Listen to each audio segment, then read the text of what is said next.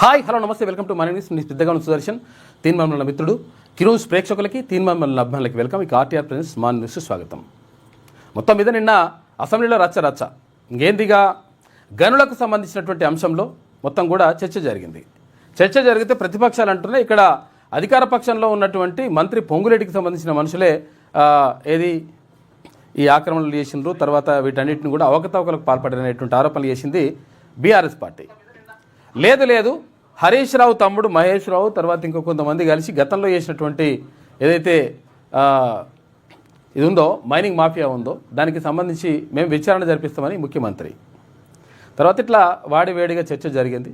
అయితే ఈ చర్చ పక్కకు పెడితే నిన్న పాడి కౌశిక్ రెడ్డి హుజూరాబాద్ ఎమ్మెల్యే పాడి కౌశిక్ రెడ్డి ఏం చేసిండు, ఇట్లా చూపించినట్ట ఎవరికి కడియం శ్రీహరికి అట్లా చూపిస్తే అట్లా చేస్తావా, మీకు సభా హక్కుల ఉల్లంఘన చట్టం కింద మొత్తం నిన్ను అట్లా చేస్తాం, మొత్తం ఆయనని సభ్యత్వం క్యాన్సిల్ చేయాలని చెప్పేసి ప్రభుత్వం స్పీకర్కి చెప్తే స్పీకర్ దానిపైన నిర్ణయం తీసుకుంటా అని చెప్పారు.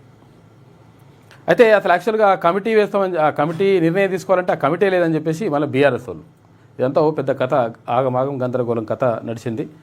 తర్వాత నిన్న ప్రైజ్ డిస్ట్రిబ్యూషన్ కార్యక్రమం అయింది. ఏది ఆటల పోటీలు అయినాయి కదా, ఎమ్మెల్యేలు ఎమ్మెల్సీలు మంత్రులు ముఖ్యమంత్రి వీళ్ళందరూ కలిసి క్రీడా పోటీల్లో పాల్గొంటే అందులో ప్రైజ్ డిస్ట్రిబ్యూషన్ కార్యక్రమం నిన్న జరిగింది.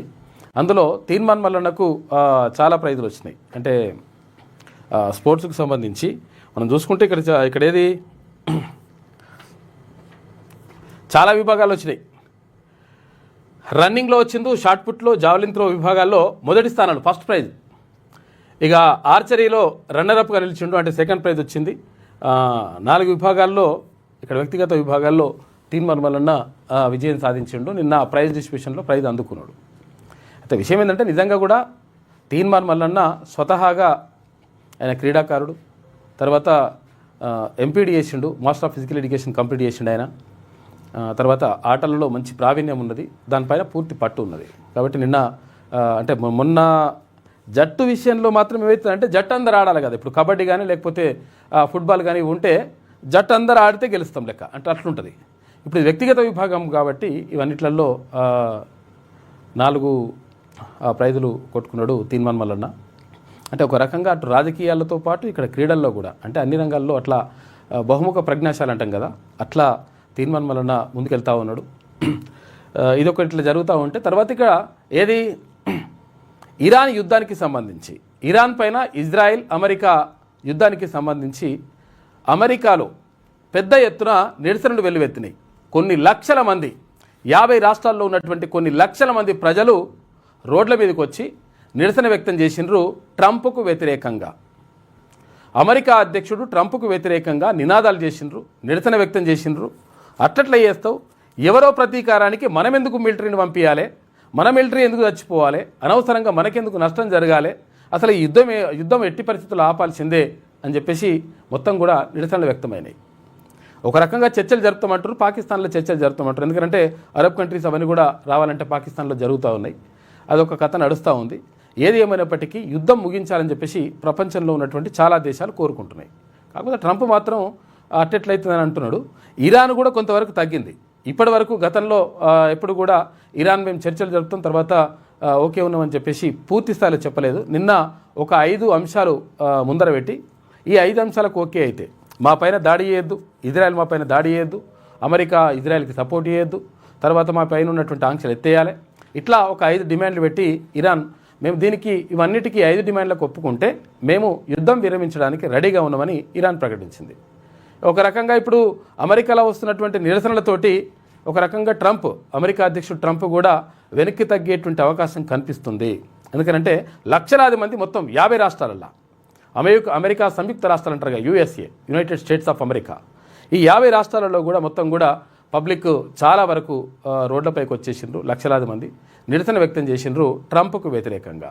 దీంతో మొత్తం మీద ఒక రకంగా యుద్ధం సమసిపోయే అవకాశం ఉందని ఒక చర్చ. లేదు ఇక్కడ ఇజ్రాయెల్ మొత్తం దాడులు చేస్తూ ఉంది, ఇరాన్ కూడా దానికి తగ్గట్టుగా సిద్ధం చేస్తుంది, 10 లక్షల మంది సైనికులను సిద్ధం చేస్తుంది అనేటువంటి వార్త మరొక వైపు. మొత్తం మీద ఒక రకంగా అట్లా నడుస్తూ ఉంది. ఏది ఏమైనప్పటికీ యుద్ధం ఆగిపోతే కొంతవరకు మంచి జరుగుతుంది మనకైనా కానీ ఇంకా కొన్ని ప్రపంచ దేశాలకు కూడా. ఎందుకంటే ఉట్టిగానే యుద్ధం చేసుకోవడం వల్ల ఏమవుతుంది, వీళ్ళు వాళ్ళ మీద బాంబేస్తారు, వాళ్ళు వీళ్ళ మీద బాంబేస్తారు. ఇంతవరకు ఓకే, ప్రాణ నష్టం జరుగుతుంది, అది ఓకే, ఆస్తి నష్టం జరుగుతుంది. కానీ ఇక్కడ ఏవైతే పెట్రోల్ డీజిల్ నిల్వలు ఎక్కడైతే ఉంటాయో, ముడి చమురు ఎక్కడైతే ఉంటుందో ఆ చమురు నిల్వలపైన వేయడం వల్ల ప్రపంచ దేశాలకు ఇబ్బందికర పరిస్థితులు ఏర్పడుతున్నాయి. ఆ తర్వాత ఇక్కడ ఏంది, గ్యాస్ నిల్వలపైన వేయడం ద్వారా అక్కడ కూడా ఇబ్బంది ఏర్పడుతున్నాయి. కాబట్టి అందరూ కూడా యుద్ధం ఆగాలని కోరుకుంటున్నారు. ఇంకా చాలా విషయాలని మనం మాట్లాడుకుందాం మార్నింగ్ న్యూస్లో. ఒకసారి తీన్మన్ మల్లన్నకు నిన్న ప్రైజ్ డిస్ట్రిబ్యూషన్ కార్యక్రమానికి సంబంధించి అది చూద్దాం ఒకసారి. ఆడిన తీరు కానీ లేకపోతే ఇక్కడ ప్రైజ్ డిస్ట్రిబ్యూషన్ కార్యక్రమానికి సంబంధించి కానీ మనము ఒకసారి చూసే ప్రయత్నం చేద్దాం. ఫుట్బాల్ ఆడుతున్నప్పుడు ఇది అగో ఏమై ఇట్లా వస్తుంది.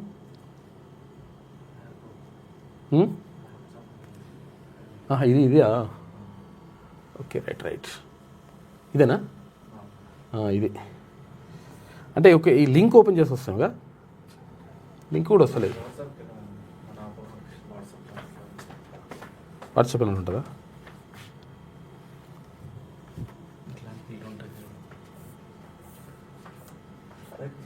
పైకి కిందకా? కింద కూడా ఉన్నాయిగా. రైట్, అవి లింకులు ఉన్నట్టు. ఇదేనా? ఇది తొలి వెలుగు ఉన్నట్టుంది.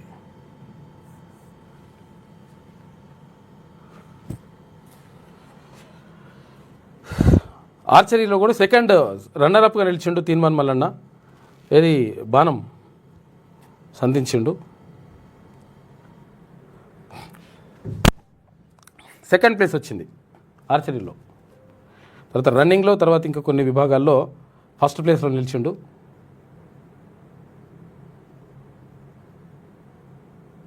కొట్టాలి, రైట్ వచ్చేసింది. అది అక్కడ కరెక్ట్గా ఏది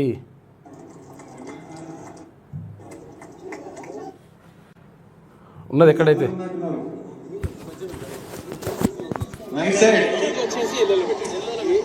గట్టిగా ఓ వేసుకోవాలా,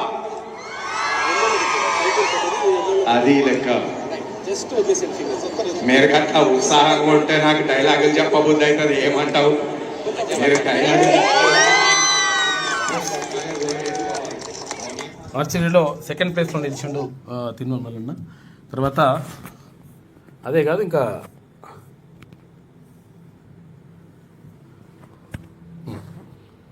ఈ ప్రైజ్ డిస్ట్రిబ్యూషన్ కూడా ఉన్నాయి.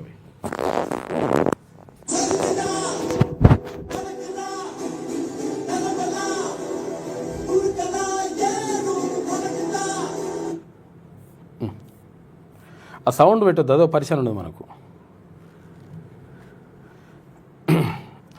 ఇది కబడ్డీకి సంబంధించినట్టుంది.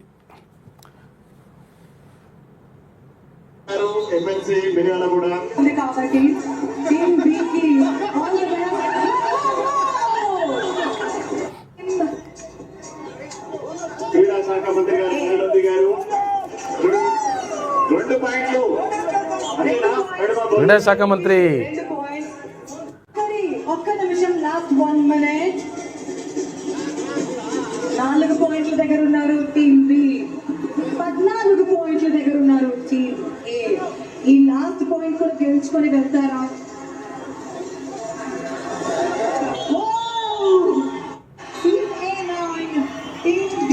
ఇట్లా ఎమ్మెల్యేలు, ఎమ్మెల్సీలు, తర్వాత మంత్రులు, ఇవంతా అందరు కలిసి నిన్న ఆటలాడినరు.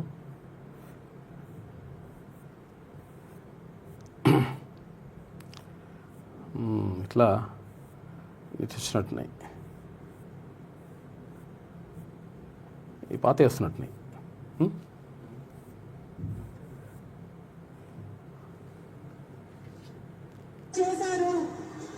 ఇది ఫుట్బాల్, ఇది అద్భుతంగా డిఫెండ్ చేసింది. టీమ్ రెడ్ ఇంకొక గోల్ అందుకోవడానికి వెళ్తున్నారు, ప్రయత్నించారు. 30 seconds. ఇట్లా ఉత్సాహంగా జరిగినాయి క్రీడా పోటీలు. దానికి సంబంధించి చూసుకోవచ్చు మనం. ఇక మార్నింగ్ న్యూస్లోకి వెళ్దాం. ముందుగా వెలుగు దినపత్రిక చూద్దాం. ఇగో యుద్ధం జరుగుతుంటే యుద్ధం వద్దురా బాబు, అనవసరంగా ఇదంతా పరిశాన్ అయింది. నువ్వు అనవసరంగా నువ్వు బాగానే యుద్ధం చేస్తా అని ప్రకటిస్తున్నావు, మంచిగా ఉన్నది. కానీ మన సైన్యం పోయి చచ్చిపోతున్నారు, మనకు ఆస్తి నష్టం జరుగుతుంది, రకరకాలుగా అన్ని నష్టం జరుగుతూ ఉంది, ప్రపంచ దేశాలంటే తిట్టిపోస్తున్నాయి. ఇదంతా జరుగుతుంటే నువ్వు అనవసరంగా ఎందుకు ఇట్లా ప్రకటన ఎందుకు చేస్తున్నావు, తర్వాత ఇట్లా యుద్ధం ఎందుకు చేస్తున్నావు, ఆ ఇరాన్ మీద దాడులు ఎందుకు చేపిస్తున్నావు, నువ్వు ఇజ్రాయెల్ కోసం మనం చేయాల్సిన అవసరం ఏంది, ఇట్లా అని అక్కడ అమెరికాలో ఉన్నటువంటి ప్రజలందరూ కూడా చాలా మటుకు రోడ్ల మీదకి వచ్చారు, లక్షలాది మంది. యుఎస్లోని 3000 సిటీల్లో నో కింగ్స్ ర్యాలీలు, 50 రాష్ట్రాల్లోని నిరసనల్లో భారీ సంఖ్యలో పాల్గొన్న జనం, ఇరాన్ యుద్ధం, ఇమిగ్రేషన్ పాలసీలపై ప్రజాగ్రహం, అమెరికా స్వేచ్ఛకు ట్రంప్ ముప్పు అని చెప్పేసి నటుడు రాబర్ట్ అంటా ఉన్నాడు. మొత్తం మీద అమెరికా అధ్యక్షునికి నిరసనలు వ్యక్తమవుతున్నాయి. ఇది ఏంది, కథ ఏంది, అసలు నువ్వు ఎవరి కోసం చేస్తున్న యుద్ధం ఏంది అని చెప్పేసి వాళ్ళు అడుగుతున్నారు. పబ్లిక్ అడుగుతుంటే మరి చెప్పలేని పరిస్థితిలో ఉన్నాడు అక్కడ అధ్యక్షుడు ట్రంప్. యుఎస్లోని మిన్నెసోటాలో ట్రంప్కు వ్యతిరేకంగా నిరసనలో పాల్గొన్నారు అమెరికన్స్. లక్షల మంది రోడ్ల మీదకి వచ్చిండ్రు. ఇదే యుద్ధం ఏంది, నీకేం అవసరము, ఇరాను అది ఇజ్రాయెల్ కొట్టుకుంటుంటే మనం ఎందుకు పోయి ఇజ్రాయెల్కి సపోర్ట్ చేయాలని ఇట్లా నడుస్తూ ఉంది. ఇగో అసెంబ్లీలో కౌశిక్ దుమారం, కడియంను తుపాకీతో కాల్చేస్తానంటూ బెదిరింపులట, సైగలు చేసినట్టు ఇట్లా ఇక చూసుకో ఇట్లా అన్నట. తీవ్రంగా మండిపడ్డ మంత్రులు, కాంగ్రెస్ ఎమ్మెల్యేలు, పాడి సభ్యత్వాన్ని రద్దు చేయాలని మూకుమ్మడి డిమాండ్, ఎథిక్స్ కమిటీలో విచారణ జరిపించాలని స్పీకర్ ఆదేశాలు. ఇక వెల్లో నిరసనకు గాను బీఆర్ఎస్ ఎమ్మెల్యేల సస్పెన్షన్ అని చెప్పేసి, అసలు ఎథిక్స్ కమిటీ అని అన్నారు, ఎథిక్స్ కమిటీ నిర్ణయం తీసుకోవాలన్నారు, అసలు ఎథిక్స్ కమిటీ లేదంట. ఇంకా అదొకటి చర్చ మళ్ళా. అయితే కౌశిక్ రెడ్డి ఇక్కడ ఎవరు కడియం శ్రీహరి మాట్లాడుతుంటే ఇట్లా అన్నట్టు, ఇట్లా నీ సంగతి చూస్తా అట్లా అని కాల్చేస్తాను. అసెంబ్లీలో బీఆర్ఎస్ ఎమ్మెల్యే కౌశిక్ రెడ్డి చేసిన సైగలు తీవ్ర దుమారం రేపాయి. ఆయన వైఖరికి కాంగ్రెస్ శాసనసభ్యులు తప్పుపట్టారు. అయితే సీనియర్ శాసనసభ సభ్యుడు కడియం శ్రీహరి పట్ల కౌశిక్ రెడ్డి అనుచితంగా ప్రవర్తించారని మండిపడ్డారు. ఆయనపై చర్యలు తీసుకోవాలని డిమాండ్ చేశారు. మైనింగ్ అక్రమాలపై ఆదివారం అసెంబ్లీలో చర్చ జరిగింది. ఈ సందర్భంగా కడియం శ్రీహరి లేచి గత బీఆర్ఎస్ ప్రభుత్వానికి వ్యతిరేకంగా మాట్లాడినట. ఇప్పుడు బీఆర్ఎస్లో ఉన్నాడు, బీఆర్ఎస్కి వ్యతిరేకంగా మాట్లాడినటువంటి ఆరోపణ ఈయన మీద. బాలనగర్లో మాజీ మంత్రి హరీష్ రావు భూదోపిడీ చేశారని ఆరోపించారు. ఈ సమయంలో పాడి కౌశిక్ రెడ్డి బిగ్గరగా అరుస్తూ ఇంతకీ నువ్వు ఏ పార్టీలో ఉన్నావు అంటూ కడియం శ్రీహరిని ప్రశ్నించారు. తుపాకీతో కాల్చి పారేస్తా అనే హావభావాలు అధికారపక్ష ఎమ్మెల్యేలు తీవ్రంగా మండిపడ్డారు. ఆయన సభ్యత్వాన్ని రద్దు చేయాలని డిమాండ్ చేసిండ్రు. కౌశిక్ రెడ్డి వ్యవహార శైలిపై ఎథిక్స్ కమిటీలో విచారణ జరిపించి చర్యలు తీసుకుంటామని శాసనసభ వ్యవహారాల శాఖ మంత్రి శ్రీధర్ బాబు సభలో ప్రకటించిండు. ఈ సందర్భంగా తీర్మానాన్ని ప్రవేశపెట్టగా మెజార్టీ సభ్యులు ఆమోదించిండ్రు. కాగా సీనియర్ ఎమ్మెల్యే కడియం శ్రీహరిని ఉద్దేశించి శాసనసభలో కౌశిక్ రెడ్డి అభ్యంతరకరమైన సంజ్ఞలు చేయడం, ఇటు తుపాకీతో కాల్చేస్తానంటూ సైగలు చేయడాన్ని స్పీకర్ తీవ్రంగా పరిగణించినట. ఎథిక్స్ కమిటీకి పంపిస్తామని చెప్పిండ్రు. అసలు ఎథిక్స్ కమిటీ లేదని మళ్ళీ ఒకటి ఇదో కథ. నిన్న ఇది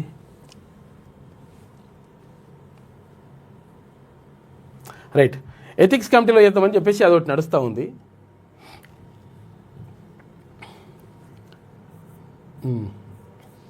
నిన్న అసలు మామూలుగా కాదు, దీనిపైనే ప్రధానంగా చర్చ జరిగింది. అయితే విషయం ఏంటంటే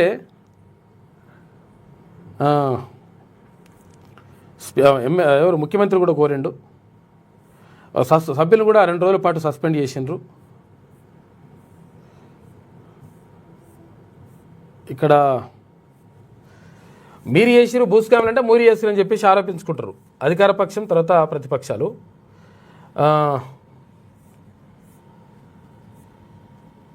ఏగో సిగ్గు లేకుండా అరుస్తున్నారని విమర్శించారు శ్రీహరిని. ఏగో సిగ్గు లేకుండా అరుస్తున్నారు.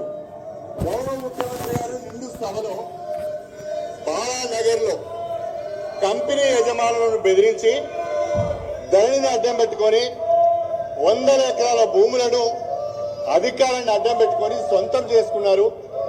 స్వయంగా ఒక మాజీ మంత్రి ప్రస్తుత ఎమ్మెల్యే పేరు తీసుకొని వారి బంధువులు ఈ రకంగా చేశారని చెప్పి ముఖ్యమంత్రి గారు సభ దృష్టికి తీసుకువచ్చి మీ ద్వారా హౌస్ కమిటీ వేయాలని వారు ప్రతిపాదిస్తే సిగ్గు లేకుండా అరుస్తున్నారు అధ్యక్ష. నిజంగా నీకు నిజాయితీ ఉంటే నిజంగా సిగ్గు లేకుండా అరుస్తున్నారు. గౌరవ ముఖ్యమంత్రి గారు నిండు సభలో బాలానగర్లో కంపెనీ యజమానులను బెదిరించి ధరణిని అడ్డం పెట్టుకొని 100 ఎకరాల భూములను అధికారాన్ని అడ్డం పెట్టుకొని సొంతం చేసుకున్నారు. స్వయంగా ఒక మాజీ మంత్రి ప్రస్తుత ఎమ్మెల్యే పేరు తీసుకొని వారి బంధువులు ఈ రకంగా చేశారని చెప్పి ముఖ్యమంత్రి గారు సభ దృష్టికి తీసుకువచ్చి మీ ద్వారా హౌస్ కమిటీ వేయాలని వారు ప్రతిపాదిస్తే సిగ్గు లేకుండా అరుస్తున్నారు అధ్యక్ష. నిజంగా నీకు నిజాయితీ ఉంటే నిజంగా మీరు తప్పు చేయకపోతే హౌస్ కమిటీకి ఒప్పుకోవాలని చెప్పి నేను కోరుతున్నా. దయచేసి మీరు తక్షణమే హౌస్ కమిటీ వేయాలి. అధ్యక్ష, ఇంకొక విషయం, సభ్యులు ప్రవర్తిస్తున్న తీరు రాష్ట్ర ప్రజలు గమనిస్తున్నారు.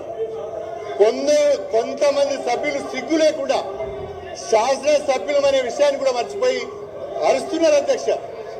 ఇది ఇది మాట్లాడేటప్పుడే పాడి కౌశిక్ రెడ్డి మొత్తం కూడా ఇట్లా తర్వాత మాట్లాడిన తర్వాత ఇట్లా తగ్గి చేసిండని చెప్పేసి ఒక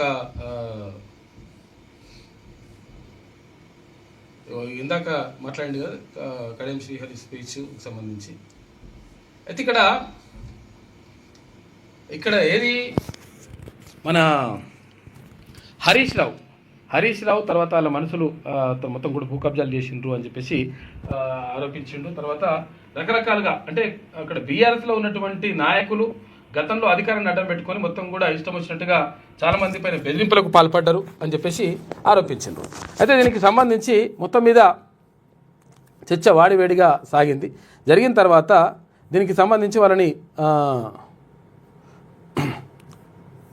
అయితే ఇటువంటి సభను అంటే ఇటువంటి పరిస్థితిని ఎప్పుడు చూడలేదని చెప్పేసి ఇక్కడ ఎవరు బట్టి విక్రమార్క అంటుండు. మొత్తం కూడా సభ్యులు ఎట్లా కూడా ఈ తీరుగా ప్రవర్తించడం నేను ఎప్పుడు గతంలో చూడలేదని చెప్పేసి ఇక్కడ ఉప ముఖ్యమంత్రి బట్టి విక్రమార్క అంటున్నాడు.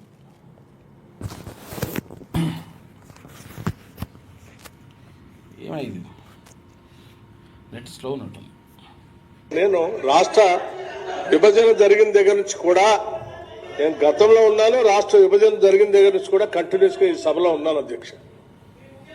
అనేక సందర్భాల్లో వాళ్ళు బడ్జెట్ సమావేశాలు బడ్జెట్ ప్రవేశపెట్టినప్పుడు ఎప్పుడు కూడా అధ్యక్ష ఈ రకంగా వచ్చి బడ్జెట్ ప్రవేశపెట్టినప్పుడు బడ్జెట్ పుస్తకాలు చింపేయటం కానీ, బడ్జెట్ మీద సాధారణ చర్చ జరిగిన తర్వాత రిప్లై ఇచ్చేటప్పుడు ఆ పుస్తకాలు చింపి చెవులో పూల్లా పెట్టుకొని బయటికి పోవటం కానీ, ఆ తర్వాత డిమాండ్స్ మీద చర్చించేటప్పుడు ఎప్పుడు ఇలా వచ్చి అల్లరి చేయటం కానీ మేము ఎప్పుడు ఆ రోజుల్లో ఎప్పుడు చేయలేదు అధ్యక్ష.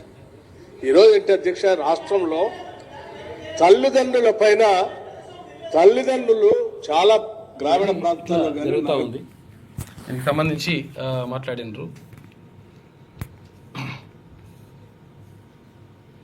మనం ఇంకా చూస్తే మనకు ఎక్కడికక్కడ మనం మాట్లాడుకోవచ్చు. ఇక కౌశిక్ రెడ్డి వ్యవహార శైలిపై ఎథిక్స్ ప్రశ్నించారు. తుపాకీతో కాల్చి పారేస్తా అనే హావభావాలు ప్రదర్శించారని ప్రతి అధికార పక్ష ఎమ్మెల్యేలు తీవ్రంగా మండిపడ్డారు. ఆయన సభ్యత్వాన్ని రద్దు చేయాలని డిమాండ్ చేశారు. కౌశిక్ రెడ్డి వ్యవహార శైలిపై ఎథిక్స్ కమిటీలో విచారణ జరిపించి చర్యలు తీసుకుంటామని శాసనసభ వ్యవహారాల శాఖ మంత్రి శ్రీధర్బాబు ప్రకటించిండు. ఆ సందర్భంగా తీర్మానాన్ని ప్రవేశపెట్టగా మెజార్టీ సభ్యులు ఆమోదించిరట. కాగా సీనియర్ ఎమ్మెల్యే కడియం శ్రీహరిని ఉద్దేశించి శాసనసభలో కౌశిక్ రెడ్డి అభ్యంతరకరమైన సంఖ్యలు చేయడం, తుపాకీతో కాల్చేస్తానంటూ సైగలు చేయడాన్ని స్పీకర్ తీవ్రంగా పరిగణించిండ్రు. దీనిపైన ఎథిక్స్ కమిటీలో చర్చిస్తున్నారు. అది ఒకటి నడుస్తూ ఉంది. ఇక మీది రావుల టీం, మాది దళిత గిరిజనుల బిడ్డల టీం అని చెప్పేసి ఎవరు ముఖ్యమంత్రి రేవంత్ రెడ్డి అంటుండ్రు. వాళ్ళు ఏమంటారు, లేదు మాది రావుల టీం అయితే మీది రెడ్ల టీం అని వాళ్ళు ఎవరు ప్రతిపక్షాలు మొత్తం కూడా అంతా రెడ్డిలే ఉన్నారు. కాకపోతే ఏంటంటే ఇప్పుడు అవసరం వచ్చింది కాబట్టి ఇక్కడ దళితులని తర్వాత గిరిజనులను వాడుతూ ఉన్నారు. అక్కడ బీసీలకు వేసింది అని చెప్పేసి బీసీల గురించి మాట్లాడేటోళ్ళు లేరు. మళ్ళీ అదో పరిశాన్. మళ్ళీ ఇక్కడ సభ్యులు ఉన్నారు కానీ సపరేట్ కూర్చున్నారు వాళ్ళు.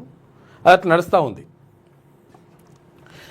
దళితులంటే కేసీఆర్కు చిన్న చూపు, స్పీకర్ను ఓర్వలేకనే పోడియం వద్ద బీఆర్ఎస్ ఆందోళన అని చెప్పేసి సీఎం రేవంత్ రెడ్డి అంటుండు. బట్టి ప్రవేశపెట్టిన బడ్జెట్ను అవమానిస్తున్నారు. ఇది దొరల అహంకారం. బ్లాక్మెయిల్ కోసమే మీ హౌస్ కమిటీలు. ఆ పప్పులు మా దగ్గర ఉడకవు. హరీష్ రావు తమ్ముడి భూదందాపై హౌస్ కమిటీకి సిద్ధమా అని చెప్పేసి ముఖ్యమంత్రి అడుగుతున్నాడు. సిఐడిపై నమ్మకం లేకపోతే సిబిఐ విచారణకైనా రెడీ.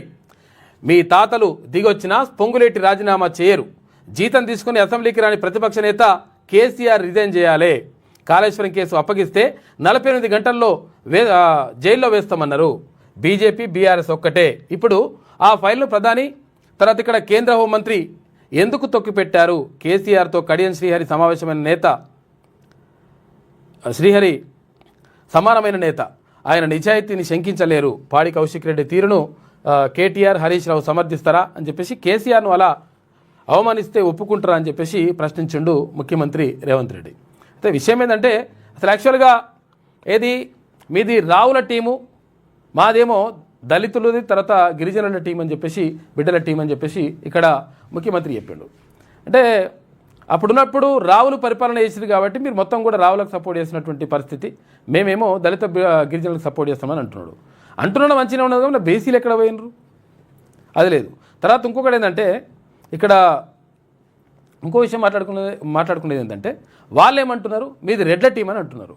ఎందుకంటే మొత్తం నామినేటెడ్ పోస్టులు కానీ తర్వాత ఉన్నటువంటి మంత్రి పదవులు కానీ అన్నీ కూడా రెడ్లకే ఇచ్చుకుంటున్నారు కాబట్టి మీది రెడ్ల టీం అనేది అక్కడ బీఆర్ఎస్ అంటున్నమాట.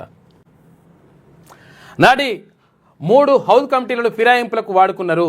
గతంలో బీఆర్ఎస్ ప్రభుత్వం వక్ ప్రాపర్టీలు, ప్రభుత్వ భూముల ఆక్రమణ, కోఆపరేటివ్ హౌసింగ్ సొసైటీల ఆక్రమణపై 3 హౌస్ కమిటీలు వేసింది.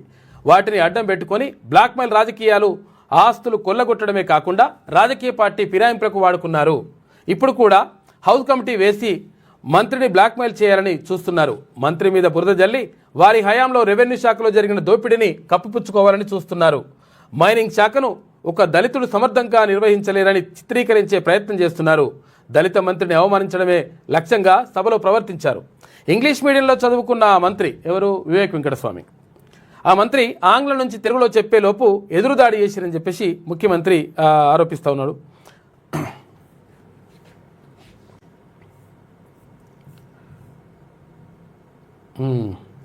ఫస్ట్ అసలు యాక్చువల్గా మీరు రాజీనామా చేయని చెప్పేసి పొంగులేటిని అంటారు కదా, మీరు కేసీఆర్ని రాజీనామా చేయించని చెప్పేసి శ్రీనివాస్ రెడ్డి గారైనా రేవంత్ రెడ్డి గారి కుటుంబమైనా ఇందులో ఎవ్వరున్నా ఈరోజు సిబిసిఐడి ముందర మీరు ఆధారాలు పెట్టండి.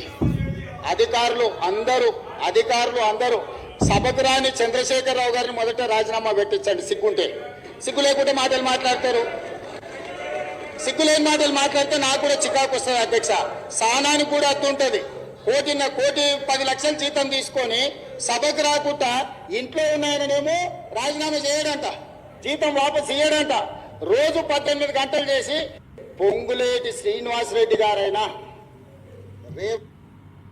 మహబూబ్ నగర్ జిల్లాలో ఉన్న బాలనగర్ లో మహేష్ రావు గారు, హరీష్ రావు గారు తమ్ముడు, హనుమంతరావు గారు, హరీష్ రావు గారు మామ 100 ఎకరాల భూములు బెదిరించి బదలాయించుకున్న దాని మీద హౌస్ కమిటీ చేస్తే మీరు సిద్ధంగా ఉన్నారా?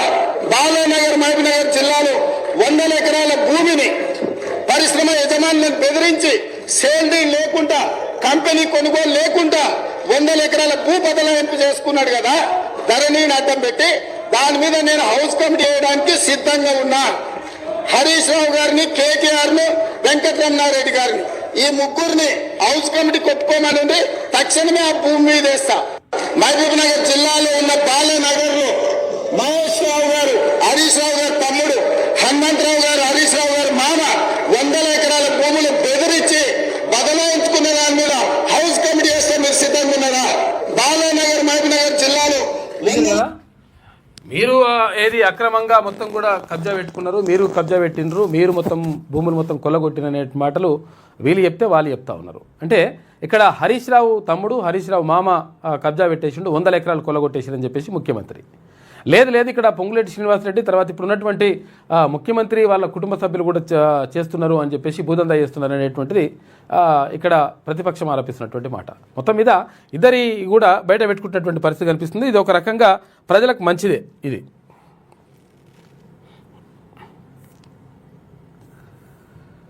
బీఆర్ఎస్ పార్టీ కేవలం కేసీఆర్, కేటీఆర్, హరీష్ రావు లాంటి రావుల టీం అని తమ కాంగ్రెస్ ప్రభుత్వం భట్టి విక్రమార్క, సీతక్క లాంటి దళిత గిరిజన బిడ్డల టీం అని సీఎం రేవంత్ రెడ్డి పేర్కొన్నారు. గత ప్రభుత్వ హయాంలో హౌస్ కమిటీలను కేవలం బ్లాక్మెయిల్ రాజకీయాల కోసమే వేశారని, అలాంటి పప్పులు తమ దగ్గర ఉడకవని అన్నారు. అయితే హౌస్ కమిటీ అడుగుతున్నారని హరీష్ రావు తమ్ముడి భూదందాపై హౌస్ కమిటీకి సిద్ధమా అని ప్రశ్నించారు. ఆదివారం శాసనసభలో సీఎం రేవంత్ రెడ్డి మాట్లాడుతూ రాష్ట్ర ఖనిజ సంపద దోపిడీపై 2014 జూన్ 2 నుంచి ఇప్పటి వరకు జరిగిన వ్యవహారాలపై సిఐడి విచారణకు ఆదేశించామని, ఒకవేళ ఆ విచారణపై నమ్మకం లేకపోతే సిబిఐ విచారణకైనా తాము సిద్ధంగా ఉన్నామని స్పష్టం చేశారు. అయితే అలాగే ఇసుక దోపిడీని అరికట్టిన మంత్రి పొంగులేటి శ్రీనివాసరెడ్డిని రాజీనామా చేయాలని అడగడం సరికాదని అన్నారు. మీ తాతలు దిగొచ్చిన ఆయన రాజీనామా చేయరని బీఆర్ఎస్ నేతలను ఉద్దేశించి వ్యాఖ్యానించారు. కేసీఆర్ ఇప్పటిదాకా ₹1 కోటి జీతం తీసుకొని సభకు రాకుండా ఇంట్లో ఉంటున్నారని, ముందుగా ఆయన రాజీనామా చేయరని డిమాండ్ చేశారు. అయితే దళితులంటే కేసీఆర్కు చిన్న చూపని, సభలో ఒక దళితుడు స్పీకర్గా ఉండడం ఓర్వలేక ప్రతిపక్ష సభ్యులు పోడియం వద్ద గొడవలు చేస్తున్నారని, అందుకే కేసీఆర్ అసెంబ్లీకి రావడం లేదని చెప్పేసి నిన్న ముఖ్యమంత్రి మాట్లాడాడు. ఇట్లా మొత్తం మీద నిన్న ఒక వాదోపవాదాలు మొత్తము గట్టిగా జరిగినాయి. ఆ సభ్యులందరూ కూడా ఇక్కడ పాడి కౌశిక్ రెడ్డిని ఇప్పుడు మర్యాద అనేది, సంస్కారం అనేది మనం పెద్దలకు ఎప్పుడైనా ఇస్తా ఉన్నామో అదే చిన్నప్పటి నుంచి కూడా నేర్చుకుంటున్నాము. మరి ఏం నేర్పియాలనుకుంటున్నారో మాకు అర్థం కావట్లేదు. అంటే పార్టీతో సంబంధం లేదు. ఇప్పుడు ఒక తండ్రి లాంటి వాళ్ళు కడియం శ్రీహరి గారు మా అందరికీ కూడా ఒక తండ్రి లాంటి వాళ్ళు, వయసులో పెద్దవాళ్ళు, ఎప్పటి నుంచో కూడా శాసనసభ్యులుగా ఉన్నారు. అట్లాంటి వారికి మర్యాద ఇవ్వకుండా ఎట్లా పడితే అట్లా మాట్లాడి నిన్నటి నుంచి చూస్తున్నాము.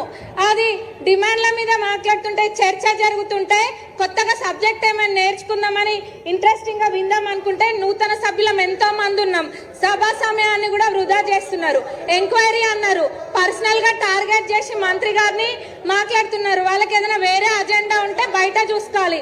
మరి ఇప్పుడు సభలో మేము నేర్చుకోవాల్సింది రాజకీయ పార్టీల గురించి చేయాలా, లేకపోతే ప్రజలకు కావాల్సిన సమస్యల గురించి మాట్లాడాలా? మరి ఇప్పుడు నూతన సభ్యులకి వీళ్ళు నేర్పించే సాంప్రదాయం ఇదేనా? దీన్నే క్యారీ ఫార్వర్డ్ చేయాలా? ఎంక్వైరీ చేస్తానని మా ముఖ్యమంత్రి గారు నిన్ననే చెప్పిండ్రు. అంటే వాళ్ళ ఉద్దేశం ఏంది? ఎంక్వైరీ చెయ్యాలనా చెయ్యొద్దనా? అంటే మేము చెయ్యరేమో అని అనుకోని అంటే వీళ్ళు చేస్తుండని కడుపు మంటన వాళ్ళకి ఏం అర్థం కావట్లే అధ్యక్ష. మరి ఇట్లా కొత్తగా ఎన్నికైనటువంటి సభ్యులు కూడా నిన్న గట్టిగానే మాట్లాడిండ్రు దీనిపైన. బీఆర్ఎస్ వాళ్ళు అట్లా మాట్లాడిండ్రు. తర్వాత ఇక్కడ కాంగ్రెస్ పార్టీ తల్లిదండ్రులను పట్టించుకోవాలను సమాజం బహిష్కరించాలి. మంచి పని ఇది. అసలు యాక్చువల్గా ఒక మంచి నిర్ణయం తీసుకుంది ప్రభుత్వం. దీనికి సంబంధించి ఒక కథనం కూడా ఉంది, దాన్ని మన తర్వాత చదివి వినిపిస్తుంది. కన్నవారిని నిర్లక్ష్యం చేసే పిల్లలకు కొత్త చట్టం ఒక గుణపాఠం. ప్రభుత్వ ప్రైవేటు ఉద్యోగులతో పాటు ప్రజాప్రతినిధులకు వర్తింపు. తల్లిదండ్రుల సంరక్షణ సంక్షేమ బిల్లుపై చర్చలో సీఎం రేవంత్ రెడ్డి స్పీచ్ ఇచ్చిండు. బిల్లును ఏకగ్రీవంగా ఆమోదించింది అసెంబ్లీ. మొత్తం మీద తల్లిదండ్రులను పట్టించుకోకుండా చాలామంది ఏం చేస్తున్నారంటే తల్లిదండ్రులను పట్టించుకుంటలేరు. వీళ్ళు ఉద్యోగాల్లో ఉంటున్నారు, తర్వాత ప్రభుత్వ ఉద్యోగులుగా ఉంటున్నారు, తర్వాత లేకపోతే ప్రైవేట్ ఉద్యోగాల్లో మంచి పరిస్థితుల్లో ఉంటున్నారు. అయినా కానీ తల్లిదండ్రులు పట్టించుకోవట్లేదు, వాళ్ళకు తిండి పెట్టట్లేదు అనేటువంటి ఆరోపణలు ఉన్నాయి. ఇప్పుడు మరి ఏం చేయాలి వాళ్ళకి సంబంధించి అంటే పెంచి పెద్ద చేసి ఇంత వాళ్ళని చేసి ఒక ప్రయోజకులను చేస్తే లాస్ట్కి వస్తే వాళ్ళని పట్టించుకోకపోతే 100% వాళ్ళ జీతంలో 15% కోత పెట్టాలని, లేకపోతే అది కాకపోతే మినిమం ₹10,000 వాళ్ళ అకౌంట్ నుంచి తీసి వీళ్ళ జీతం నుంచి తీసి తల్లిదండ్రులకు వేయాలని చెప్పేసి ఒక ప్రత్యేకమైనటువంటి బిల్లును ప్రవేశపెట్టిండ్రు నిన్న అసెంబ్లీలో. దానికి అసెంబ్లీ అందరూ కూడా అంటే ఇక్కడ ప్రతిపక్షాలు తర్వాత ఇక్కడ అధికార పక్షం అందరూ కూడా ఏకగ్రీవంగా తీర్మానించిండ్రు. ఎందుకంటే నిజంగా కూడా ఇది అవసరం కూడా. ఎందుకంటే చాలామంది పట్టించుకుంటలేరు పెద్దవాళ్ళని. దీంతో పాపం తల్లిదండ్రులు చాలా ఇబ్బంది పడుతున్నారు. దానికి సంబంధించి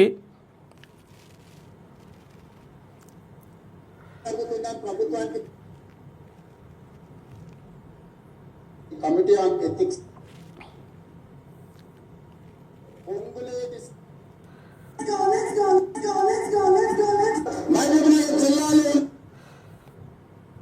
జిల్లాలో ప్రభుత్వానికి ఫిర్యాదు చేయలే. ప్రభుత్వం 2018లో మేము రాష్ట్రాపూర్ పొంగులేటి శ్రీనివాసరెడ్డి గారైనా రేవంత్ రెడ్డి నుంచి అసభ్యకరంగా అవమానకరంగా వ్యవహరించిన పాడి కౌశిక్ రెడ్డి గారి విషయంలో ప్రత్యేకమైన చర్యలు తీసుకోవాల్సిన అవసరం ఉంది. పాడి కౌశిక్ రెడ్డి మీద చర్యలు తీసుకోవాలని చెప్తూ తర్వాత ఇంకొకటి ఏంటంటే ఇక్కడ తల్లిదండ్రులకు సంబంధించి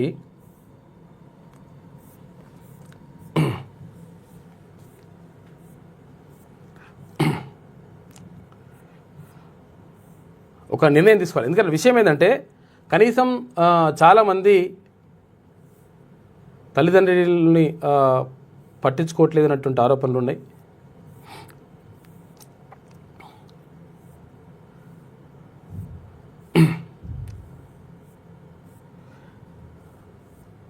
ఇక అదే వివాదానికి కారణమైనటువంటి స్పీచ్ అది. భూముల స్కామ్ పైన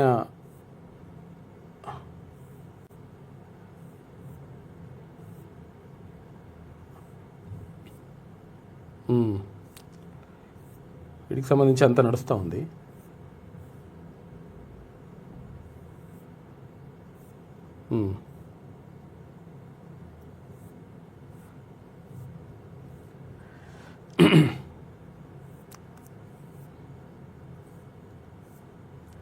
మొత్తం ఇదంతా దీని మీదే బాగా అంటే కౌశిక్ రెడ్డి అంశం మీదే బాగా చర్చ జరిగింది.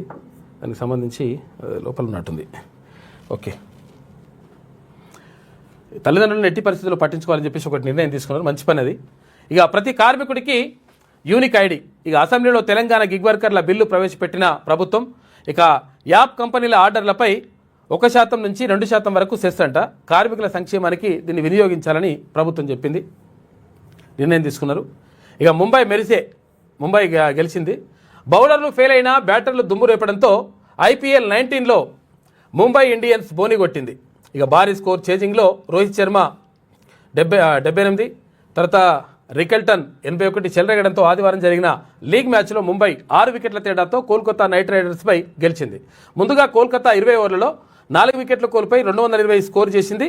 ఇక కెప్టెన్ అజింక్య రెహానే 67, తర్వాత రఘువంశీ 51 హాఫ్ సెంచరీలు సాధించారు. తర్వాత ముంబై 19.1 ఓవర్లలో 4 వికెట్లు కోల్పోయి 224 స్కోర్ చేసి నెగ్గింది. మొత్తం మీద ముంబై గెలిచింది. చికెన్ షాపులు బంద్ ఎప్పటి నుంచి? ఇవాళ 30 తారీఖు అంటే ఏప్రిల్ 1 తారీఖు నుంచి చికెన్ షాపులు బంద్ చేయాలని చెప్పేసి చికెన్ షాపులు association chicken shop owners association ప్రకటించింది. ఎందుకనంటే మార్జిన్ నిన్న వచ్చింది కదా, వాళ్ళు మార్జిన్ ఏదైతే ఉంటుందో అంటే చికెన్ షాపులో చికెన్ అమ్ముకునేటువంటి ఎవరైతే వాళ్ళు ఓనర్స్ ఉంటారో వాళ్ళకు మార్జిన్ అంటే ఇప్పుడు ఈ కంపెనీలు ఉంటాయి కదా, వెమ్కాబ్ కానీ సుగుణ కానీ ఇంకా రకరకాల అవన్నీ ఉన్నాయి కదా, ఆ కంపెనీలు ఏం చేస్తున్నాయంట, మార్జిన్ని తగ్గించినాయంట. తగ్గిస్తే మేము రూమ్ రెంట్ ఎట్లా కట్టుకోవాలి, ఇక్కడ షటర్ రెంట్ ఎట్లా కట్టుకోవాలి, ఇక్కడ ఒకవేళ పని చేస్తే ఆ పని చేసే వాళ్ళకు జీతం ఎట్లా ఇవ్వాలి, కరెంటు బిల్ ఏం కట్టాలి, మెయింటెనెన్స్ ఎట్లా, ఈ పరిస్థితులన్నీ ఏంది, మరి ఎట్లా లాభం ఏంది అని చెప్పేసి మొత్తం కూడా మాకు నష్టం జరుగుతూ ఉంది. ఇష్టం వచ్చినట్టుగానేమో చికెన్ రేట్లు ఏమి పెంచుతున్నారు, 350 రూపాయలు పెంచేసిండ్రు. మరి పెంచుకుంటున్నారు మంచిగానే ఉన్నది కానీ మాకు మార్జిన్ ఎందుకు తగ్గిస్తున్నారని చెప్పేసి వాళ్ళు అడుగుతూ ఉన్నారు. కాబట్టి ఒకవేళ నిర్ణయం తీసుకొని ఈ చికెన్ ఎవరైతే మార్కెటింగ్ చేసినటువంటి ఎవరైతే యాజమాన్యాలు ఉన్నాయో మొత్తం చికెన్కి సంబంధించి ఈ పెద్ద సంస్థలు ఏవైతే ఉన్నాయో ఆ సంస్థలన్నీ కూడా ఒకసారి చర్చించుకొని నిర్ణయం తీసుకొని ఎట్టి పరిస్థితుల్లో ఇక్కడ చికెన్ షాపు యజమానులకు లబ్ధి చేకూరుస్తాం, తర్వాత మార్జిన్ పెంచుతామనేటువంటి మాట చెప్పాలి. గతంలో ఇచ్చినటువంటి మార్జిన్ కూడా ఇస్తలేరు, ఇప్పుడు రేట్లు పెరుగుతున్నాయి, ఇంకా తర్వాత పరిస్థితులన్నీ మారిపోయినాయి, అది కూడా ఇవ్వకపోతే మేము ఎట్లా బతకాలి, మా పరిస్థితి ఏంది అని చెప్పేసి వాళ్ళు అంటూ ఉన్నారు. అందుకోసం అని చెప్పేసి ఒకవేళ మార్జిన్ పెంచకపోతే చికెన్ షాపులు మొత్తం కూడా మూసేస్తామని చెప్పేసి వాళ్ళు నిన్న ప్రకటించారు. చికెన్ షాపులు బంద్. రాష్ట్ర వ్యాప్తంగా ఏప్రిల్ 1 నుంచి చికెన్ షాపులు మూసివేయాలని చికెన్ షాప్ ఓనర్స్ అసోసియేషన్ ప్రకటించింది. తమకు మార్జిన్ సరిపోవడం లేదని, షాప్ రెంటు, కూలీల జీతాలు, కరెంటు బిల్లు, నీటి ఖర్చులు, అమ్ముడుపోని చికెన్ వల్ల నష్టపోతున్నామని అంటున్నారు. అయితే ఫీడ్ ధరలు పెరగడం, మెడిసిన్, ట్రాన్స్పోర్టు, కోళ్ల మరణాలతో లైవ్ చికెన్ రేట్లు పెంచడం తప్పడం లేదని పౌల్ట్రీ రంగం పేర్కొంటున్నది. ఈ పౌల్ట్రీ రంగం పేర్కొంటున్నదిగా మరి ఇప్పుడు వేస్తురుగా రేట్లు అయితే మీరేం నష్టపోతలేదు కదా, ఎంత రేట్ అమ్మాలో కూడా నిర్ణయిస్తారు కదా మీరే. షాపుల మూతపడితే హోటల్ రంగం, తర్వాత ఫాస్ట్ ఫుడ్ సెంటర్లపై తీవ్ర ప్రభావం పడుతుంది. షాపులు మూతపడితే ఏముంటుంది, కష్టమే ఉంటుంది లెక్క. కాబట్టి వాళ్ళు మరి ఎంతవరకు నిర్ణయం తీసుకుంటారు? ఇవాళ 30 తారీఖు, రేపు 31. ఇవాళ రేపు నిర్ణయం తీసుకోకపోతే ఎల్లుండి చికెన్ షాపులు బంద్ అవుతుంది. ఏమంటే చికెన్ ఇవాళనో రేపో తెచ్చుకోరు. ఇక రేవంత్ పొంగులేటిది ఫెవికాల్ బంధం, వాళ్ళ భూ కుంభకోణాన్ని త్వరలో బయట పెడతా అని చెప్పేసి హరీష్ రావు అంటున్నాడు. పొంగులేటి అవినీతిని బయట పెడితే నాపై బురద జల్లుతున్నారు. రేవంత్ తన కుటుంబ సభ్యులపై విచారణకు సిద్ధమైతే తాను సిద్ధమేనని సవాల్ విసిరిండు ఎవరు? హరీష్ రావు. మీ తమ్ముడు మీ మామ ఇవన్నీ కూడా భూదందాలు చేసిరు, మొత్తం కూడా అక్రమాలు చేసిరని చెప్పేసి ముఖ్యమంత్రి ఆరోపించిండు. లేదు లేదు, మీ కుటుంబ సభ్యులు ఉన్నాయి, మీ కుటుంబ సభ్యులు కూడా నేను బయట పెడతా, వాళ్ళపైన కూడా విచారణ చేపిద్దాం, మా పైన కూడా విచారణ చేపిద్దామని ఇక్కడ హరీష్ రావు అంటున్నాడు. చేస్తే మంచిగా ఉంటుంది ఎవరిపైన అయినా కానీ. బీఆర్ఎస్కు దళితులంటే చిన్న చూపు, కించపరిస్తే తీవ్ర పరిణామాలు తప్పవని చెప్పేసి మంత్రి వివేక్ వెంకటస్వామి. బీఆర్ఎస్ ఎమ్మెల్యే కౌశిక్ రెడ్డి తీరుపై ఫైర్. ఖబర్దార్ కౌశిక్ రెడ్డి మందుల సామెల్లి అంటున్నాడు. ఇక దళితులపై గూండాగిరి చేస్తారా అని చెప్పేసి మంత్రి అడ్డూరి లక్ష్మణ్ కుమార్. కౌశిక్ రెడ్డిని ఎమ్మెల్యే పదవి నుంచి బర్తరఫ్ చేయాలని చెప్పేసి మంత్రి అజారుద్దీన్. ఇట్లా చాలామంది మాట్లాడారు. రేవంత్ కేటీఆర్ మధ్య చీకటి ఒప్పందం, అగో ఇదో కథ. హరీష్ రావును బలిపశువు చేసే కుట్ర అని చెప్పేసి కేంద్ర మంత్రి బండి సంజయ్ అంటున్నాడు. కేటీఆర్ అవినీతి కేసులను సీఎం ఎందుకు పట్టించుకోవట్లే, బీఆర్ఎస్ బీజేపీ పొత్తు ఎన్నటికీ సాధ్యం కదని చెప్పేసి ఇక్కడ కేంద్ర మంత్రి అంటుండు బండి సంజయ్. కేరళంను దోచుకుంటున్నారు. ఎల్డీఎఫ్ తర్వాత యూడీఎఫ్ నేతలపై ప్రధానమంత్రి నరేంద్ర మోదీ ఆరోపణలు చేసిండు. ఇక్కడ కేరళం స్వార్థ రాజకీయాల్లో చిక్కుకుపోయింది. రాష్ట్ర అప్పు 5 లక్షల కోట్లు దాటింది. ఇక పాలక్కాడ్లో ఎన్నికల ప్రచారం నిర్వహించిండు ప్రధానమంత్రి నరేంద్ర మోడీ. పశ్చిమాసియా యుద్ధంపై తప్పుడు ప్రచారాలను నమ్మొద్దని ప్రజలకు విజ్ఞప్తి. ప్రభుత్వం చేసే ప్రకటనలనే నమ్మాలి. ప్రవాస భారతీయుల భద్రతే తమ ప్రాధాన్యమని వెల్లడి. మన్ కీ బాత్లో మోదీ నిన్న సందేశం ఇచ్చిండు. దాంతోపాటు నిన్న కేరళంలో అక్కడ ఎన్నికల ప్రచారంలో పాల్గొన్నాడు ప్రధాని మోడీ.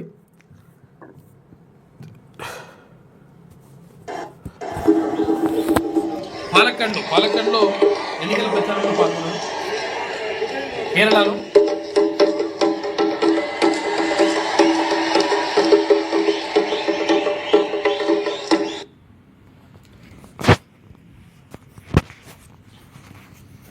केरलम की जनता का आशीर्वाद है. इसके पीछे केरलम बीजेपी के लाखों कार्यकर्ताओं की मेहनत है. हमारे कितने ही कार्यकर्ताओं ने यहां पॉलिटिकल वायलेंस के कारण अपना जीवन खोया है. మొత్తం మీద కేరళం మా వైపే ఉన్నది అని చెప్పేసి ప్రధానమంత్రి నిన్న ఒక రకంగా చెప్పేసిండు. దీంతో కేరళ ఇప్పుడు 4 రాష్ట్రాలు తర్వాత ఒక కేంద్రపాలిత ప్రాంతంలో ఎన్నికలు జరుగుతున్నాయి కాబట్టి మొత్తం కూడా అధికార పార్టీ తర్వాత విపక్షాలన్నీ కూడా ప్రచారంలో దూసుకుపోతూ ఉన్నాయి. ప్రతి ఫ్యామిలీకి 25 లక్షల ఆరోగ్య బీమా చూసుకో. ఇష్టం వచ్చినట్టుగా హామీలు మాత్రం నిజంగా ఇవి ఏం చేస్తారు అంటే ఇప్పుడు మనం ఆరోగ్య బీమా చేయొద్దు అంటలేము, కానీ ఇష్టం వచ్చిన హామీలు ఇస్తూ ఉన్నారు. అవి సాధ్యమైతాయా, సాధ్యం కావా, ఏమవుతుంది, ఏం కథ, ఇదంతా అనవసరం. హామీలు ఇవ్వడం తర్వాత గద్దెనెక్కిన తర్వాత మళ్ళీ వాటిని నెరవేర్చకపోవడం. ఏమని తీసుకురావాలంటే ఒక చట్టం తీసుకురావాలి. ఎవరైతే పార్టీలు హామీలు ఇస్తాయో ఆ పార్టీలు ఇచ్చినటువంటి మేనిఫెస్టోలో పెట్టినటువంటి అంశాలను ఒకవేళ అమలు చేయకపోతే ఆ పార్టీ అధ్యక్షుడినా లేకపోతే ఆ పార్టీలో ఉన్నటువంటి కొంతమంది నాయకులు ఎవరైతే ఉంటారో ఆ నాయకుల ఆస్తులు జప్తు చేయాలి. మళ్ళీ వాళ్ళని ఎట్టి పరిస్థితుల్లో ఎన్నికల్లో పోటీ చేయకుండా ఒక నిషేధం విధించాలి. దానిమంటే ఒకవేళ మళ్ళీ ఎన్నికల్లో ఇచ్చినటువంటి హామీలు నెరవేర్చలేనటువంటి హామీలు అంటే అమలుకు సాధ్యంగానటువంటి హామీలు ఇస్తే దాన్ని ఎట్టి పరిస్థితుల్లో ఉపేక్షించొద్దు. అడ్డమైన హామీలు ఇష్టం వచ్చినట్టుగా ఇచ్చుకుంటా పోయి ఉచితాలు అది వంచి పెడతా అలా అయ్యే జాగీర్ లెక్క ఇంతకెళ్ళి ఇస్తారా మీరేమన్నా, లేకపోతే మీ ఆస్తులు ఏమన్నా అమ్ముకొని ఇస్తారా? ఒకవేళ రాష్ట్రం మీద అప్పులు పడితే ఆ అప్పులు ప్రజలు కట్టాలి. ఏం చేయాలంటే ఆ అప్పులన్నీ కూడా ఈ నాయకులపైన వేయాలి. ఎవరైతే హామీలు ఇస్తారో ఎవరైతే ఇట్లుంటారో ఆ నాయకులపైన ఈ అప్పులు వేసేసేయాలి. వాళ్ళ ఆస్తులు జప్తు చేయాలి. మళ్ళీ పోటీ చేయకుండా వాళ్ళపైన నిషేధం విధించాలి. ఇటువంటి చట్టాలు తీసుకొస్తే డెఫినెట్గా బరాబర్ ఏవైతే అమలుకు యోగ్యంగా ఉంటాయో, ఏవైతే ప్రజలకు ప్రయోజనకరంగా ఉంటాయో, ఏవైతే ప్రజా సంక్షేమాన్ని కోరుకుంటాయో అటువంటి హామీలే ఇస్తారు. ఇష్టం వచ్చినట్టుగా హామీలుగా ఓలే అని చెప్పేసి అక్బరుద్దీన్ ఓవైసీ ఆ తర్వాత ఎవరో అసదుద్దీన్ ఓవైసీ ఓ కథ చెప్తాడు. ఒక రాజు ఉన్నాడంట. రాజు ఏం చేసిండు, రాజు దగ్గరికి ఒక గాయకుడు వచ్చిండు పాటలు పాడేటాయన వస్తే పాటలు పాడుతుంటే ఒక పాట పాడిండట. రాజా నువ్వు సూపర్ డూపర్ అని చెప్పేసి ఇట్లా పాట పాడుతున్నాడు. పాట పాడుతుంటే రాజు అన్నాడు, నీకు బంగారం తీసుకో, ఎన్ని కిలోల బంగారం, 10 కిలోల బంగారం తీసుకో అన్నట. అయ్యమ్మ ఇది బంగారం తీసుకో. తర్వాత ఇంకొక పాట పాడినట, వజ్రాలు తీసుకో అన్నాడు. ఇంకొక పాట పాడినట, ఇది తీసుకో అది తీసుకో, ఇగో 4 ఊర్లు రాసిస్తున్నావు అవి తీసుకో అన్నట. మొత్తం అట్లా అంతా మొత్తం పాడిండు. పాట అయిపోయింది. అయిపోయిన తర్వాత సభా కార్యక్రమం ముగిసింది. అయిపోయిన తర్వాత ఇంటికి పోయినట. ఇంటికి పోయి భార్యకి చెప్తున్నాడు, ఎవరు గాయకుడు పాటలు పాడే ఆయన, ఏమైనంటే రాజు నాకు బంగారం తీసుకో అన్నాడు, వజ్రాలు తీసుకోమన్నాడు, తర్వాత ఇక్కడ ఇంత భూమి ఇస్తాడు, కొన్ని ఊరు రాసిస్తాడు, ఇదంతా కూడా ఇస్తాడు, మనకు మొత్తం మన జీవితం మారిపోయినట్టే అని చెప్తాడు అనమాట. చెప్పిన తర్వాత 2 రోజులకు రాజు దగ్గరికి వస్తాడు. వచ్చి రాజా అని చెప్పేసి అంటే ఏంది అంటే, మీరు అంటారు కదా బంగారం ఇస్తా అంటారు, వజ్రాలు ఇస్తా అంటారు, ఇట్లా అంటారు కదా రాజా అంటే, అరే బాబు నువ్వు పాట పాడుతుంటే నా చెవులకు సంతోషం అనిపించింది, నాకు చాలా సంతోషం అనిపించింది, ఏది నా గురించి గొప్ప పొగుడుతుంటే, కానీ నేను కూడా నీకు సంతోషం అనిపించాలని చెప్పేసి బంగారం తీసుకో, వజ్రాలు తీసుకో, రాజ్యం తీసుకో అట్టిట్లా అని చెప్పేసి అన్న, నీ చెవులకు కూడా సంతోషం అనిపించింది, గంతవరకే లెక్క అని చెప్తారనమాట. అంటే చెవులకు సంతోషం అనిపించాలి. అంటే ఒకవేళ ప్రభుత్వం అధికారంలో, ఇప్పుడు ఒకవేళ మనము ఓటేసి గెలిపించినటువంటి ప్రభుత్వం అధికారంలోకి వస్తే అవన్నీ కూడా జరుగుతాయని ఉద్దేశంతో ప్రజలు ఓట్లేస్తారు. మరి ఓట్లేసిన తర్వాత వాటిని పట్టించుకోకుండా, వాటిని అమలుకు నోచుకోకుండా అట్లనే ఉంటే ఏం చేయాలి మరి? కాబట్టి అట్లా ఉండొద్దు కథ. 100% ఏవైతే అమలుకు యోగ్యమైనయో అటువంటి హామీలే ఇవ్వాలి. మొత్తం ఉచితాలు ఇప్పుడు మొత్తం తమిళనాడులో కానీ ఎక్కడ పడితే అక్కడే నడుస్తుంది అట్లనే ఇప్పుడు వ్యవస్థ అంతా. మహిళల ఖాతాల్లో నెల నగదు. ఇక చూడు నగదు వేస్తున్నారు. మరి ఇప్పుడు మల్లికార్జున ఖర్గే గారిని అడగాలి, తమిళనాడులో వేసినావే నగదు వేసిరా, నగదు వేసినావు, ఎంత వేసినావు?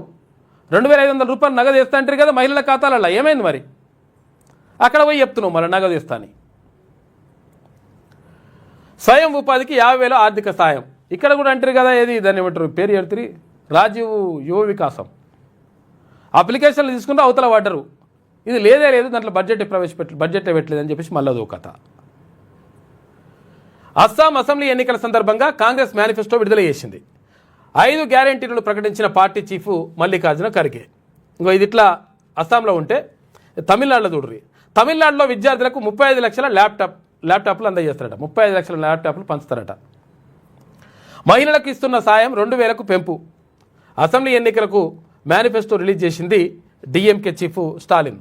ఇక ఈయననే కాదు వీళ్ళే కాదు, అది ఇక్కడ ఏది మన విజయ్ ఉన్నాడు కదా, ఏది తమిళనాడులో విజయ్ పార్టీ కూడా ఏది మొత్తం కూడా హామీలు ఇస్తూ ఉంది. తర్వాత రకరకాలుగా అన్నీ ప్రకటిస్తూ ఉంది.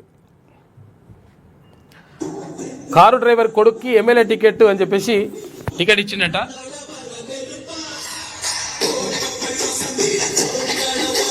కార్ డ్రైవర్ కొడుకు ఇచ్చినట్ట ఎమ్మెల్యే టికెట్ ఇచ్చినట్ట. ఎవరు? విజయ్. కొత్త పార్టీ పెట్టిండు, ఇక టీవీకే అధినేత, టీవీకే పార్టీ పెట్టిండు. అట్లా అది నడుస్తూ ఉంది.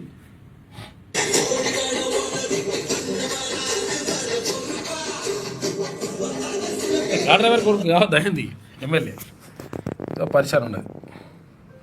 ఇట్లా నడుస్తూ ఉంది ఎన్నికల ప్రచారం. ఇక అమెరికా అవాక్స్ విమానం పేల్చివేత. ఇక సౌదీలోని యుఎస్ బేస్ల పైన 6 క్షిపణులు 29 డ్రోన్లతోటి ఇరాన్ దాడి చేసింది. నిఘా విమానంతో పాటు మరికొన్ని జెట్లు ధ్వంసమైపోయినాయి. అమెరికాకు భారీ ఎదురుదెబ్బ. టెహ్రాన్లో ఇజ్రాయెల్ బాంబుల మోత.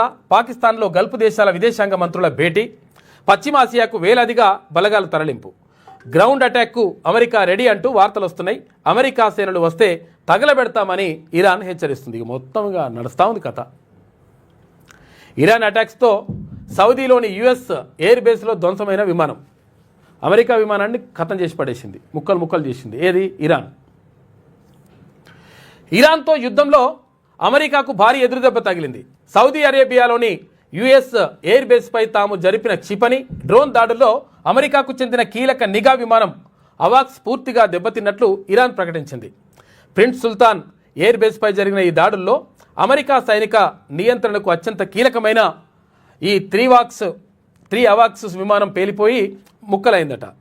అయితే దీనికి సంబంధించిన ఇరాన్ అధికారిక మీడియా ప్రెస్ టీవీ కొన్ని చిత్రాలను విడుదల చేసింది. విమానం మధ్య భాగం పూర్తిగా దెబ్బతిన్నట్లుగా, కేవలం ముందు వెనుక భాగాలు మాత్రమే మిగిలి ఉన్నట్లు ఆ చిత్రాల్లో కనిపిస్తోంది.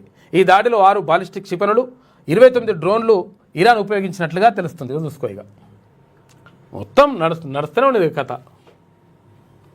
ఇట్లా నడుస్తూ ఉంది అక్కడ యుద్ధానికి సంబంధించి. ఇది వెలుగులో ఉన్నటువంటి ప్రధాన కథనాలు. అయితే ఒకసారి విజయక్రాంతి చూద్దాం. ఆంధ్రోళ్ల చేతికి ఆర్టీసీ, ఈవీ బస్సులన్నీ వారి చేతుల్లోనే ఉన్నాయట. చూసుకో, ఇక కాళేశ్వరం ప్రాజెక్టు కడితే కేసీఆర్ ఏం చేసిండు, ఆంధ్రోళ్ళకి కాంట్రాక్ట్ ఇచ్చిండు. ఇప్పుడు ఈవీ బస్సులు దాన్ని తీసుకొస్తారట, ఎలక్ట్రానిక్ బస్సులు, కరెంటుతో నడిచేటి. ఆ బస్సులన్నీ ఆంధ్రోళ్ళ చేతుల్లో ఉన్నాయి అనేది ఇప్పుడు కథనం. ఇది డిపోలను హస్తగతం చేస్తున్న ప్రభుత్వ నిర్ణయాలు. ఈవీ అద్దె బస్సులకు డిపోల్లో ఛార్జింగ్ స్టేషన్లట. ఆర్టీసీకి ఎలాంటి అద్దె చెల్లించని ప్రైవేట్ కార్పొరేట్ కంపెనీలు. ఇగో ఇట్లున్నది లెక్క. మొన్నటికి మొన్న నీటిపారుదల శాఖలో సలహాదారులుగా, ఆయనకు సహాయకుడుగా, ఓఎస్డీగా అందరూ ఆంధ్ర నుంచి దిగుమతి అయ్యారు. నిన్నటికి నిన్న విద్యుత్ సంస్థల్లో డిఈఈ స్థాయి అధికారులను కూడా ఆంధ్ర నుంచి తెచ్చి పెద్దపీట వేసిర్రు. ఇవి కేవలం 2 శాఖలే కాదు, తెలంగాణలోని ప్రతి ప్రభుత్వ శాఖలోనూ ఆంధ్ర నుంచి వచ్చి చేరుతున్న వారి సంఖ్య మెల్లమెల్లగా పెరుగుతున్నది. గతంలో గప్చుపుగా ఆంధ్ర నుంచి అధికారులు సిబ్బందిని తెప్పించుకునేవారు. కానీ ఇప్పుడు ట్రెండ్ మారింది. సొంత రాష్ట్రం ఏర్పడిన తర్వాత ఇప్పుడు బాహాటంగానే ఆంధ్ర నుంచి అధికారులను తెచ్చి పెట్టుకుంటున్నారు. అయితే మన ప్రభుత్వం మన ఉద్యోగులు అధికారులు ప్రజల కోసం కాకుండా పక్క రాష్ట్రం అధికారులు, ప్రజలు, రాజకీయ నేతల కోసం పనిచేస్తున్నట్లుగా ఉందని ఉద్యోగ సంఘాలు కూడా నెత్తినోరు కొట్టుకుంటున్నాయి. శాఖలే కాదు, ఆఖరికి కాంట్రాక్టులు, వ్యాపారాలు, సంస్థలు, కంపెనీలు, తెలంగాణలో భూములు అన్నీ కూడా ఆంధ్ర నాయకులు, వ్యాపారాలు, కాంట్రాక్టర్ల వశమైపోతున్నాయి. తాజాగా సింగరేణిలో తీవ్ర విమర్శకు దారితీసిన నైనీ కోల్ మైన్ వ్యవహారం కూడా ఆంధ్ర కాంట్రాక్టర్ల ప్రమేయం స్పష్టంగా ఉందని అందరికీ తెలిసిందే. మరి రేపు ఏం జరుగుతుందనే ప్రశ్నకు సమాధానంగా అందరి చూపు ఆర్టీసీపై కేంద్రీకృతమైంది. గడిచిన కొంతకాలంగా ఆర్టీసీలో జరుగుతున్న సంఘటనలు, ప్రభుత్వం తీసుకుంటున్న చర్యలన్నీ ఆంధ్ర వ్యాపారవేత్తలకు అనుకూలంగా కనబడుతుండటంతో త్వరలోనే ఆంధ్రోళ్ల చేతికి ఆర్టీసీ వెళ్లనుందనే అనుమానాలను ఆర్టీసీ కార్మిక సంఘాలు బలంగా వ్యక్తం చేస్తుండడం గమనార్హం. ఇక ఈవీ బస్సులతో శ్రీకారం.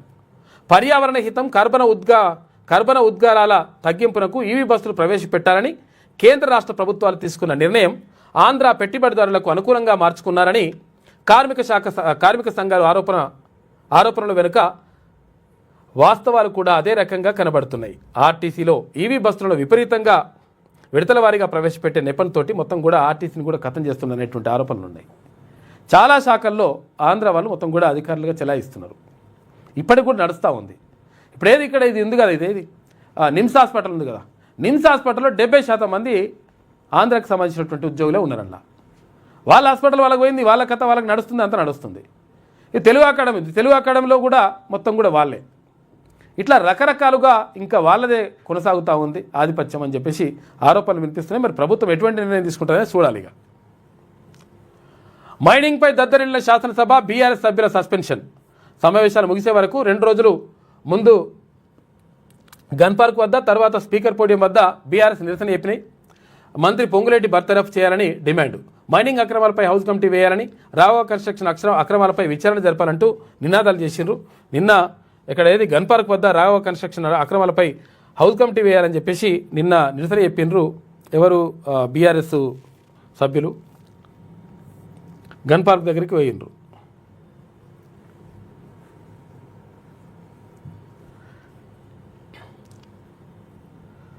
అక్కడ నడిచింది, అక్కడ పోయి అక్కడ నిరసన చెప్పిండ్రు, అదంతా నడిచింది కథ.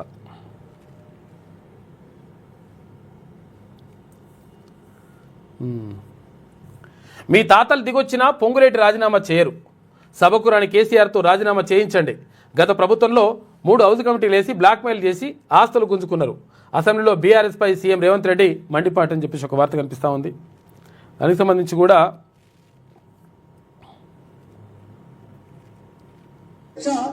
వారు ఒక విధానపరంగా నిర్ణయం తీసుకొని వచ్చారు అధ్యక్ష. నిర్దిష్టంగా సభను నడవనీయొద్దు.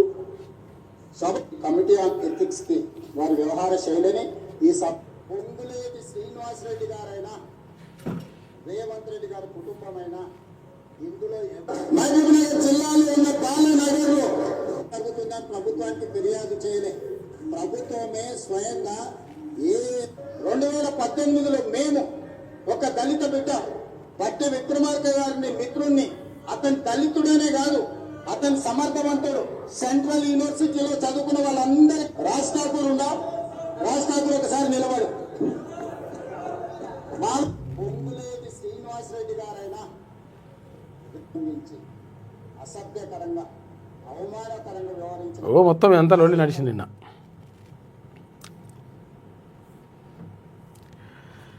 ఎమ్మెల్యే కౌశిక్ రెడ్డి తీరుపై ఎథిక్స్ కమిటీ కడియం శ్రీహరిని ఉద్దేశిస్తూ చేతులతో సంఖ్యలు అంటే ఇక్కడ తుపాకీతో కాల్చినట్టు తుపాకీతో కాల్చేస్తానంటూ బెదిరింపులు, బగ్గుమన్న సీఎం రేవంత్, మంత్రులు, కాంగ్రెస్ సభ్యులు. ఇక తీర్మానం ప్రవేశపెట్టిన మంత్రి శ్రీధర్ బాబు ఎథిక్స్ కమిటీకి స్పీకర్ సిఫారసు చేసిండట. ఎథిక్స్ కమిటీనే లేదు, లేని కమిటీకి సిఫారసులు హాస్యాస్పదం అని చెప్పేసి కేంద్ర మంత్రి బండి సంజయ్ అంటున్నాడు.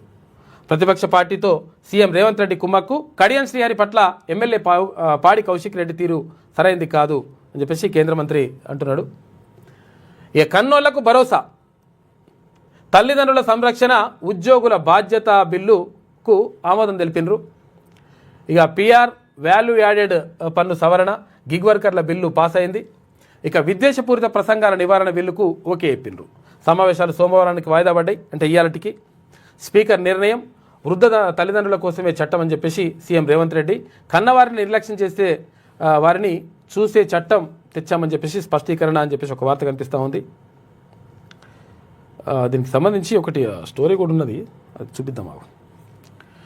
ఇక భూతల యుద్ధం, పశ్చిమాసియాకు చేరుకున్న అమెరికా బలగాలు 2 మెరైన్ గ్రూపులతో సహా మొత్తం 3500 దాటిన అగ్రరాజ్య బలగాలు. లెబనాన్లో దాడులకు దిగిన ఇజ్రాయెల్ యుద్ధ ట్యాంకులు, సైనికులు అని చెప్పేసి ఒక వార్త కనిపిస్తూ ఉంది. 10 లక్షల మంది సైన్యాన్ని సిద్ధం చేస్తుందంట ఇరాన్. మేము కూడా సిద్ధం చేసుకుంటామని స్కూళ్ళ పిల్లల కాడికెళ్ళి తీసుకుపోతున్నట ఇరాన్ వాళ్ళు. ఇక యుద్ధం వద్దంటూ అమెరికా అధ్యక్షుడు డొనాల్డ్ ట్రంప్ పరిపాలనా విధానాలకు తప్పుపడుతూ శనివారం అమెరికాలోని 50 రాష్ట్రాల్లో పెద్ద ఎత్తున నిరసన ప్రదర్శనలు జరిగినాయి. అమెరికా సైనికులు అద్దెకు లేరంటూ నినాదాలు చేశారు. అయితే ఐరోపాలోని లండన్, ప్యారిస్, రోమ్ నగరాల్లో, లాటిన్ అమెరికా దేశాల్లో లక్షలాది మంది నో కింగ్స్ ప్రదర్శనకు హాజరయ్యారు. అమెరికా అధ్యక్షుడు రాజ్యాంగ పరిధులకు లోబడాలే కానీ పౌరుల స్వేచ్ఛకు, భద్రతకు ముప్పు తలపెట్టకూడదని వారు నినాదం చేసిండ్రు. నిన్న మొత్తం కూడా ర్యాలీలు తీసిరు అమెరికా అధ్యక్షునికి వ్యతిరేకంగా. ఇక యువతకు ఉచిత ల్యాప్టాప్లు చూసుకోరిగా తమిళనాడులో 10 లక్షల వరకు ఆరోగ్య బీమా కూడా, గృహిణులకు 8000 coupon, TV, grinder, fridge, mixie, washing machine ఇవన్నీ ఇస్తారట. టీవీ ఇస్తారట, grinder, fridge, mixie, washing machine, ఇంట్లో ఏమేమి అవసరం ఉంటే అన్నీ.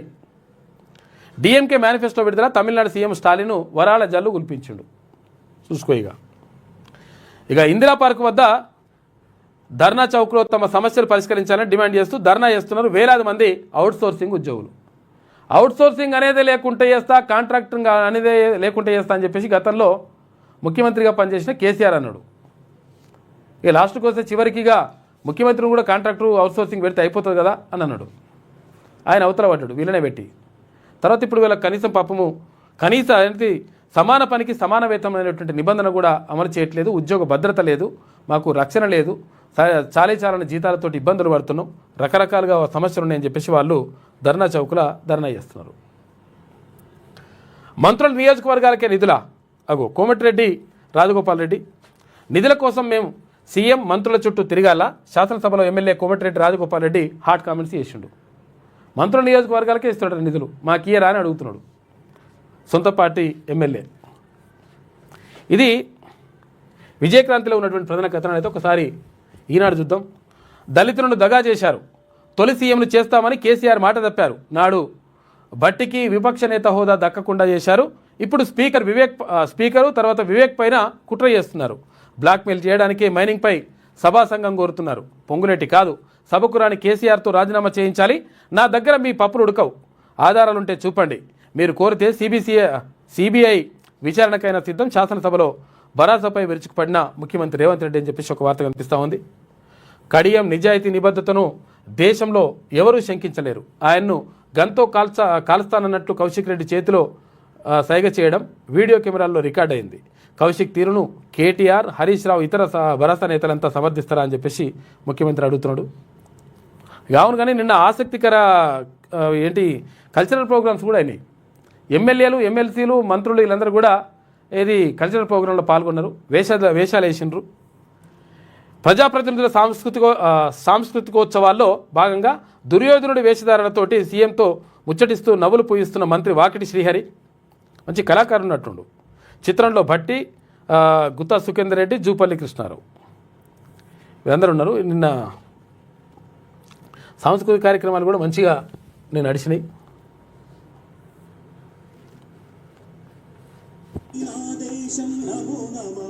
ఈ దోర్నకల్ ఎమ్మెల్యే జాటోత్ రామచంద్ర నాయక్ ఎన్టీఆర్ పాట అదే ఉంది కదా,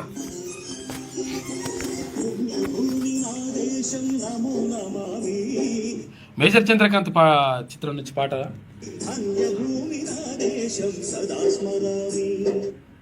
ఇట్లా హావభావాలతోటి మొత్తం కూడా చేసిండ్రు. అందరు కూడా చూస్తున్నారు, ముఖ్యమంత్రి, మంత్రులు, తర్వాత అందరు కూడా.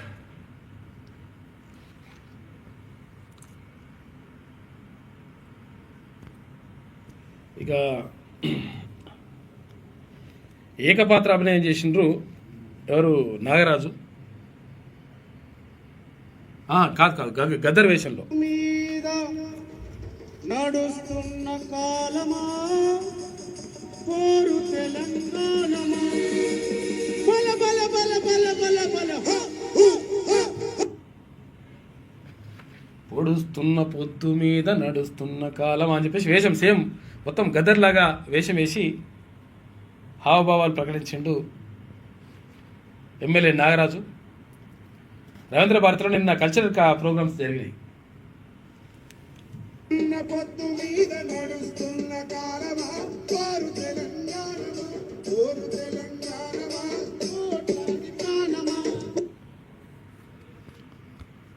గద్దర్ వేషధారణలో అట్లా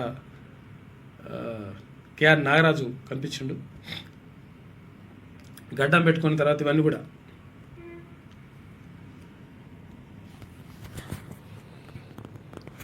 ఇట్లుంటే అట్లా జరిగిన కార్యక్రమాలు. ధరణి పోర్టల్తో హరీష్ రావు బంధువుల భూదోపిడి, పరిశ్రమల యజమానులు బెదిరించి భూములు బదలాయింపు, దీనిపై సభా సంఘానికి సిద్ధం అని చెప్పేసి సభలో సీఎం రేవంత్ రెడ్డి మాట్లాడిండు. కాళేశ్వరంపై సిబిఐ విచారణ ఏమైందని బీజేపీని ప్రశ్నించిండు. తల్లిదండ్రులను చూడని వారికి గుణపాఠం, ఉద్యోగుల వేతనంలో 15% లేదా 10,000 రూపాయల కోత. శాసనసభలో ముఖ్యమంత్రి రేవంత్ రెడ్డి వెల్లడి. ఇక పేరెంటల్ సపోర్ట్ చట్టం 2026 బిల్లుకు సభ ఏకగ్రీవంగా తీర్మానించింది, ఆమోదం చెప్పింది. ఇక సిఐడితో కాదు, సిట్టింగ్ జడ్జితో విచారణ జరిపిద్దాం, మా కుటుంబీకులపై చేసిన ఆరోపణలు ఎంక్వైరీకి సిద్ధం, మీ కుటుంబ సభ్యుల స్కామ్లపై మీరు రెడీనా? ముఖ్యమంత్రి రేవంత్ రెడ్డికి హరీష్ రావు సవాల్ విసిరిండు. ఎథిక్స్ కమిటీకి కౌశిక్ రెడ్డి వ్యవహారం వెళ్ళింది. కడియం శ్రీహరికి బెదిరింపుల సంజ్ఞలు చేశారని అధికార పక్షం మండిపడ్డది. సుమోటోగా విచారణ చేయాలన్న సీఎం ఆ వెంటనే ఎథిక్స్ కమిటీకి సిఫారసు చేస్తూ శాసనసభ తీర్మానం చేసింది. 24 మంది బరాసా ఎమ్మెల్యేలని సస్పెండ్ చేసిండ్రు. మైనింగ్పై సభా సంఘం వేయాలని సభలో ప్రధాన ప్రతిపక్షం నిరసన చెప్పింది. సభా కార్యక్రమాలను అడ్డుకుంటున్నారని స్పీకర్ చర్య తీసుకున్నారు. పొంగులేటిని బర్తరఫ్ చేయాలి, గన్ పార్కులో బరాసా ఎమ్మెల్సీలు నిరసన చెప్పారు. ఇక అమెరికా అవాక్స్ ధ్వంసం, యుద్ధంలో అగ్రరాజ్యానికి గట్టి ఎదురుదెబ్బ, ఇరాన్ దాడిలో పూర్తిగా దెబ్బతిన్న అత్యాధునిక నిఘా విమానం అవాక్స్ అంటే. ఇక పాక్లో ఈజిప్టు, సౌదీ, తుర్కియే విదేశాంగ మంత్రులు భేటీ అయినరు. వాషింగ్టన్, టెహ్రాన్ మధ్య ప్రత్యక్ష చర్చలకు ప్రయత్నాలు. ఇరాన్ విశ్వవిద్యాలయాలపై విరుచుకుపడ్డ ఇజ్రాయెల్ ప్రతీకార దాడులు తప్పవని ఐఆర్జీసీ చెప్తున్నది. తమ గడ్డపై అడుగు పెడితే అమెరికా సైనికులను బుగ్గి చేస్తామని ఇరాన్ పార్లమెంట్లో స్పీకర్ చెప్పిండు. పెట్టి చూడురని మీ సంగతి చూస్తామని. ప్రధాని మౌనం వీడి యుద్ధాన్ని నిర్వహించాలి, హైదరాబాద్లో భారీ నిరసన ప్రదర్శన చేసిండ్రు వామపక్షాలు. ఫీజుల దోపిడీకి కళ్ళం ఇంకెప్పుడు, మరో 2.5 నెలల్లో కొత్త విద్యా సంవత్సరం ప్రారంభమవుతుంది. ఇప్పుడు ఏమవుతుందంటే, ఇప్పుడు ఇక విద్యా సంవత్సరం ప్రారంభం కాగానే ఫీజుల నియంత్రణ చేస్తాం, పిల్లలకు అన్యాయం జరగకుండా, తల్లిదండ్రులకు ఇబ్బంది లేకుండా ఇష్టం వచ్చినట్టుగా ఫీజులు వసూలు చేసుకోవడానికి వీల్లేదు. ప్రభుత్వ పాఠశాలలు కాకుండా ప్రైవేటు విద్యా సంస్థలు ఏవైతే ఉంటాయో, ఇంటర్మీడియట్ కానీ, డిగ్రీకి కానీ, ఏది మన ఇంజనీరింగ్ కానీ, మెడిసిన్స్ కానీ, ఇష్టం వచ్చినట్టుగా ఫీజులు, ఇక కార్పొరేట్ కాలేజీలు, కార్పొరేట్ విద్యా సంస్థలు ఇష్టం వచ్చినట్టు ఫీజులతోటి మొత్తం కూడా మోత మోగిస్తుంటాయి. దీంతో ఇక్కడ విద్యార్థులు ఇబ్బంది పడుతుంటారు, వాళ్ళ తల్లిదండ్రులు ఇబ్బంది పడుతుంటారు. అయితే ఇబ్బంది పడుతుంటే అట్టెట్లయితే ఒక కమిటీ వేసి దాన్ని ఒక రకంగా నియంత్రణించాలి. ఎందుకంటే ఇంత ఫీజు అనేది ఉండాలి. ఇష్టం వచ్చినట్టు ఫీజులు ఉంటే వీళ్ళు మొత్తం కూడా విద్యార్థులు కానీ లేకపోతే తల్లిదండ్రులు కానీ ఇబ్బంది పడుతున్నారు అనేటువంటి ఆరోపణ ఉన్నది. అయితే దీంతో మేము చేస్తాము, మేము చూస్తాము, 100% ఈసారి చేస్తామంటారు అవతల పడతారు. ఇప్పుడు విద్యా సంవత్సరం స్టార్ట్ అవుతుంది. మళ్ళీగా ఏమైంది, జూన్లో విద్యా సంవత్సరం మళ్ళీ స్కూళ్ళు తెరుస్తారు, ఇవన్నీ కూడా నడుస్తుంది. మరి అప్పటి వరకు ఏం చేస్తారు? ఇప్పటి వరకు నిర్ణయం తీసుకోలేదు.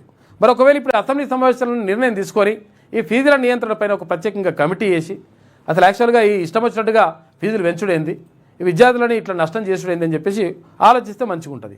ఎందుకంటే మీ దగ్గర పైసలు ఉంటాయి కాబట్టి, బడాబాబుల దగ్గర పైసలు ఉంటాయి కాబట్టి ఇష్టం వచ్చినట్టుగా ఫీజులు పెంచుకుంటే మీకేం కాదు. సాధారణ మధ్యతరగతి పేద ప్రజలు ఎవరైతే ఉంటారో వాళ్ళు ఇబ్బందులు పడుతుంటారు.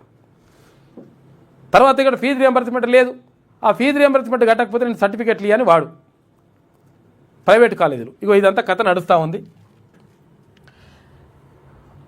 ఫీజుల దోపిడీకి కళ్ళెం ఇంకెప్పుడు? మరో 2.5 నెలల్లో కొత్త విద్యా సంవత్సరం ప్రారంభమవుతుంది. ఏడాది క్రితమే బిల్లు నమూనా సిద్ధమైన మల్ల గుల్లాలు పడుతుంటాం, మెల్లగా ఇంకా చేద్దామా అని. రుసుముల నియంత్రణకు చట్టం చేయాలని విద్యా కమిషన్ సిఫార్సు చేసింది. ఈ అసెంబ్లీ సమావేశాల్లోనూ బిల్లు లేనట్టే. ఇక బిల్లు ఉంటే ఇప్పటివరకే పెట్టాలి కదా, గిట్టుంటానట్టు చిత్తశుద్ధి. హైదరాబాద్లోనే అత్యధికంగా ఫీజులు ఉన్నాయి. దేశంలోని అన్ని నగరాల కంటే హైదరాబాద్లోనే ఫీజులు ఎక్కువని 8.5 ఏళ్ల క్రితమే ఓ అధ్యయనం పేర్కొన్నది. అందుకే హైదరాబాద్ స్కూల్ పేరెంట్స్ అసోసియేషన్ పేరిట తల్లిదండ్రులు ఓ సంఘాన్ని ఏర్పాటు చేసుకొని ఫీజుల నియంత్రణకు దశాబ్దానికి కాలానికి పైగా పోరాడుతున్నారు.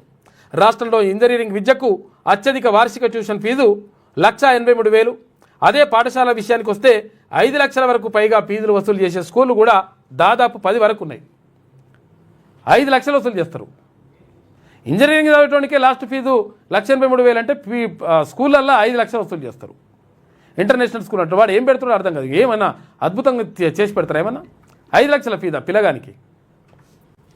ఇటువంటి కథలు నడుస్తున్నాయి కాబట్టి దీనిపైన ఎప్పుడు నియంత్రిస్తారో ఏం కథ అనేది ఒక కథనం కనిపిస్తూ ఉంది. మల్టీ లెవెల్ మాటలతో మోసగిస్తారు, జాగ్రత్తగా ఉండండి. ఇప్పుడు మొత్తం కూడా ఏఐ వచ్చిన తర్వాత మంచికి ఉపయోగపడుతుంది, చెడుకు కూడా ఉపయోగపడుతుంది. ఈ సైబర్ నేరగాలు ఇష్టం వచ్చినట్టుగా దాన్ని ఉపయోగిస్తున్నారట. తర్వాత అమ్మాయిలను కూడా ట్రాప్ చేస్తున్నారు. రకరకాలుగా జరుగుతూ ఉంది, చూడండి. మరి కొద్ది పెట్టుబడులతో ఎక్కువ లాభమని నమ్మిస్తారు. సామాజిక మాధ్యమాల్లో ప్రకటనలు చేస్తారు. తెలుగు రాష్ట్రాల్లో గొలుసుకట్టు మోసాలు జరుగుతున్నాయి. మీకు అద్భుతమైన అవకాశం. కొద్ది పెట్టుబడితో ఏడాదిలో ఊహించని లాభాలు వస్తాయి. 2 ఏళ్లలో ఇల్లు, కారు మీ సొంతం అవుతాయి. నమ్మలేకపోతే మీరు వెనుకబడినట్టే. నేను 4 ఏళ్ల క్రితం చేరాను. హైదరాబాద్లో 2 కోట్ల రూపాయలతో ఇల్లు కొన్నా. నా బ్యాంక్ బ్యాలెన్స్ చూస్తే మీకే ఆశ్చర్యం వేస్తుంది. ఇది షామిరిపేటలోని రిసార్ట్లో ఓ మోటివేటర్ ప్రసంగం. ఇలాంటి మల్టీ లెవెల్ మాటలకు ఆకర్షితులై 50 మంది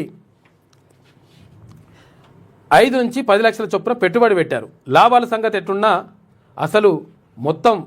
అసలు సొమ్ము చేతికి అందక మనోవేదన అనుభవిస్తున్నారు.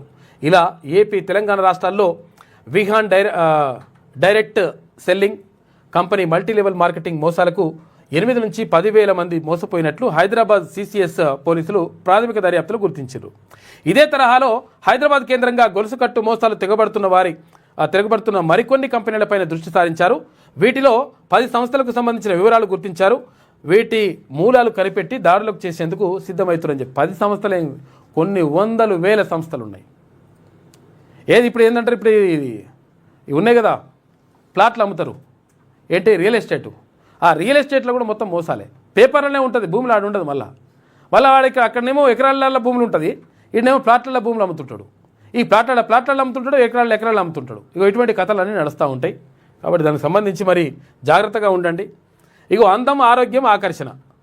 చాలామంది ఇప్పుడు అమ్మాయిలు కానీ పెద్దవాళ్ళు కానీ ఆడవాళ్ళు ఎక్కువగా అందం పైన దృష్టి పెడతా ఉన్నారు. ఎందుకంటే ఇప్పుడు బ్యూటీ పార్లర్కి వెళ్తున్నారు, తర్వాత ఇవన్నీ కూడా ఐబ్రోస్ అవన్నీ కూడా చేసుకుంటే మంచిదే, సరే ఓకే.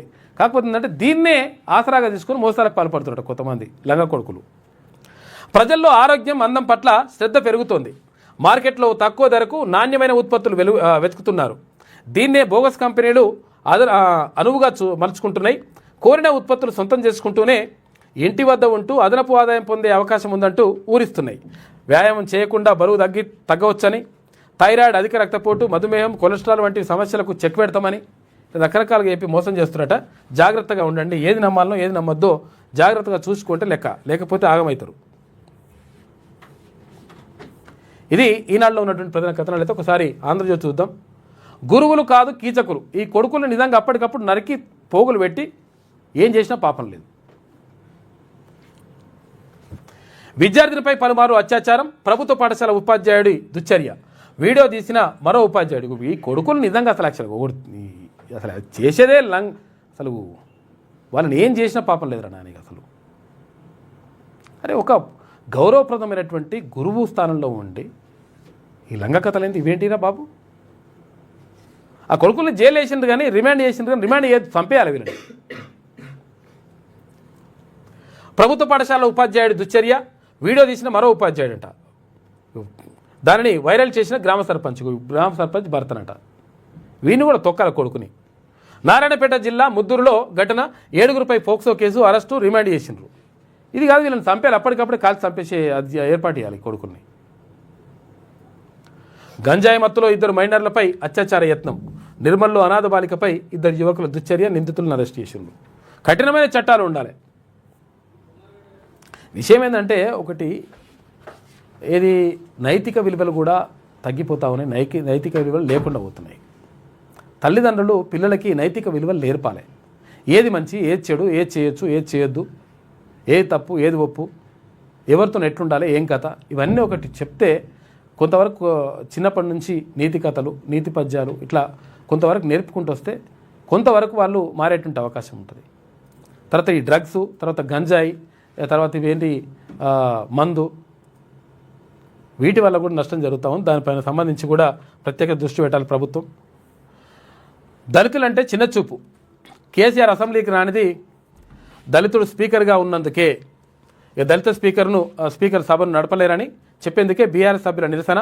పొంగులేటి రాజీనామా చేయడం కాదు, సభకు రాని కేసీఆర్తో రాజీనామా చేయించండి. వారి మంత్రివర్గంలో 4 రావులే. మా ప్రభుత్వంలో దళితులు, గిరిజనులు. ఇప్పుడు మీ ప్రభుత్వంలో లేరా రావులు, రెడ్డిలు?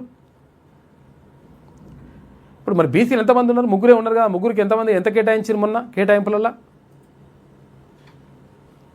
అంటారు కదా ప్రతి సంవత్సరం 20,000 కోట్ల రూపాయలు బీసీ సంక్షేమానికి కేటాయిస్తామని. ఏమాయా మరి? దళితుడు ప్రతిపక్ష నేతగా ఉంటే బీఆర్ఎస్ నేతలు ఓర్వలేకపోయారు. హరీష్ రావు తమ్ముడు బావమర్ది బాలానగర్ భూదందాపై హౌస్ కమిటీ వేద్దామా? ఎథిక్స్ కమిటీని నియమించి కౌశిక్ రెడ్డి తీరుపై నిర్ణయం తీసుకోవాలని కమిటీ వేసి అక్కడ అధికార పక్ష పోలే, ఇక్కడ ప్రతిపక్ష పోలే, అందరికీ బయట పెడితే మంచిగా ఉంటుంది, ప్రజలకు మంచి జరుగుతుంది. సభలో కౌశిక్ దుమారం, కడియం శ్రీహరిని తుపాకీతో కాల్చేస్తున్నట్టుగా భావభావాలు చేసినట. దళిత నేతపై ఇంత దురహంకారమా? సభలోనే దళితులకు రక్షణ లేకుంటే ఎలా? మంత్రులు, కాంగ్రెస్ ఎమ్మెల్యేలు ఫైర్ అయ్యారు. కౌశిక్ రెడ్డిపై ఎథిక్స్ కమిటీకి సిఫారసు. ఇక సమావేశాలకు అడ్డుపడుతున్నారని బీఆర్ఎస్ ఎమ్మెల్యేల సస్పెన్షన్, నిరసన మధ్య 5 బిల్లులు ఆమోదం పొందినాయి. గోదావరి పుష్కరాలపై ఇంజనీర్ల కమిటీ అంట. అనువైన ప్రదేశాల గుర్తింపు కోసం ఏర్పాటు, 20 రోజుల్లోగా అధికారుల కమిటీకి నివేదిక. కేబినెట్ సబ్ కమిటీ భేటీలో సీఎం రేవంత్ రెడ్డి ఆదేశాలని చెప్పేసి ఒక వార్త కనిపిస్తుంది. గోదావరి పుష్కరాలు వచ్చే సంవత్సరం ఉన్నట్టున్నాయి. 5 షరతులతోటి సంధికి ఇరాన్ సై అంటుందట, ఓకే అంటుంది. అమెరికా, ఇజ్రాయెల్ వెంటనే దాడులు ఆపాలి, భవిష్యత్తులో కూడా దాడులు చేయకూడదు, అమెరికా హామీలు అమలు చేసేలా బాధ్యత తీసుకుంటామని చర్చల కమిటీ హామీ ఇవ్వాలి. త్వరలోనే తాత్కాలిక కాల్పుల విరమణపై ప్రకటనిస్తాం. పాక్, ఈజిప్టు, తుర్కియో, సౌదీ దౌత్య వర్గాల వెల్లడి. ఇక పాక్లో 4 దేశాల విదేశాంగ మంత్రులు భేటీ అయ్యారట. చర్చలు అంటూనే భూతల దాడులకు అమెరికా అధ్యక్షుడు ప్లాన్ చేస్తున్నారని ఇరాన్ ఆరోపిస్తుంది. యుద్ధ నష్టం 28,455 కోట్లంట. ఇరాన్తో యుద్ధంలో అమెరికాకు భారీ దెబ్బ. కీలకమైన E-3 అవాక్స్ విమానం ధ్వంసమైంది. భారీ సంఖ్యలో క్షిపణులు, డ్రోన్లు, రాకెట్లతో ఇజ్రాయెల్పై విరుచుకుపడింది ఇరాన్, హెజ్బుల్లా. ఈ యుద్ధం మాకొద్దు, అధ్యక్షుడిపై అమెరికన్ల ఆగ్రహ జ్వాలలు. ఇక ఇరాన్తో యుద్ధం, వలస విధానంపై 50 రాష్ట్రాల్లో లక్షలాది మంది నిరసన. అమెరికాలో ఉవ్వెత్తున ఎగిసిపడుతున్న నో కింగ్స్ ఉద్యమ కిరటం అంట. యూరప్లోనూ ట్రంప్పై తీవ్ర అసహనం వ్యక్తమవుతూ ఉంది. ఔరా అదుర్స్, సాంస్కృతిక వేడుకల్లో అదరగొట్టిన శాసనసభ్యులు. గద్దర్ను అనుకరించిన వర్ధన్నపేట ఎమ్మెల్యే నాగరాజ్.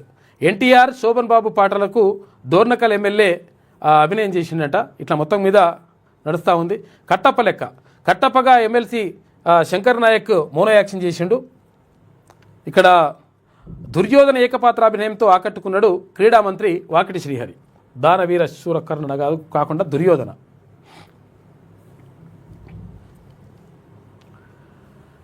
కన్నవారికి చట్ట కవచం, తల్లిదండ్రుల సంరక్షణ బిల్లుకు అసెంబ్లీ ఏకగ్రీవంగా ఆమోదం చెప్పింది. మంచి పని చేసిండ్రు. నిరుద్యోగులకు ప్రతి నెల 4,000 రూపాయలు. ఏది విజయపాటి మళ్ళీ. విద్యార్థులకు 20 లక్షల వరకు వడ్డీ లేని రుణాలు. ఉద్యోగాల భర్తీకి జాబ్ క్యాలెండర్. యువతకు విజయ్ టీవీకే పార్టీ 10 వరాలు ఇచ్చింది. తమిళనాట అన్ని సీట్లకు అభ్యర్థులను ప్రకటించిండ్రు. పెరంబూరు, తిరుచి, ఈస్టులలో విజయ్ 2 చోట్ల పోటీ చేస్తున్నాడు. గృహోపకరణాల కొనుగోలు కోసం గృహిణులకు 8,000 రూపాయల కూపన్ అట. ప్రతి నెల 2,000 రూపాయల నగదు కూడా. రైతులకు మీటర్లు లేని పంపు సెట్లు. 5 ఏళ్లలో 35 లక్షల మంది విద్యార్థులకు ల్యాప్టాప్లు పంపిణీ చేస్తామని డిఎంకే మేనిఫెస్టో విడుదల చేసింది. స్టాలిన్ దాన్ని ప్రకటించిండు. ప్రభుత్వ ఉద్యోగులకు ఈవీలపై రాయితీ 10 నుంచి 20% దాకా డిస్కౌంట్ ఇచ్చేందుకు సంస్థలు రెడీ అయినాయంట. ఏది ఎలక్ట్రానిక్ వెహికల్స్ సంబంధించి. మరి సాధారణ ప్రజలు ఏందో చూసుకోవాలి. అది కూడా ముఖ్యమంత్రి పగటి కలడు. జమిలీ ఎన్నికలు జరిపితే ఇవాళ నుంచి యుఎస్ వీసా నిబంధనలు మరింత కఠినం చేస్తారట. సవాళ్ల సమయం, ప్రజలంతా ఐక్యంగా ఉండాలి, జల సంరక్షణలో ముదిగుంట ఆదర్శం. మన్ కీ బాత్లో ప్రధాని మోడీ మాట్లాడిండు. ఇది ఆంధ్రజ్యోతిలో ఉన్నటువంటి ప్రధాన కథనాలు. అయితే ఒకసారి శరత్ తెలంగాణ చూద్దాం.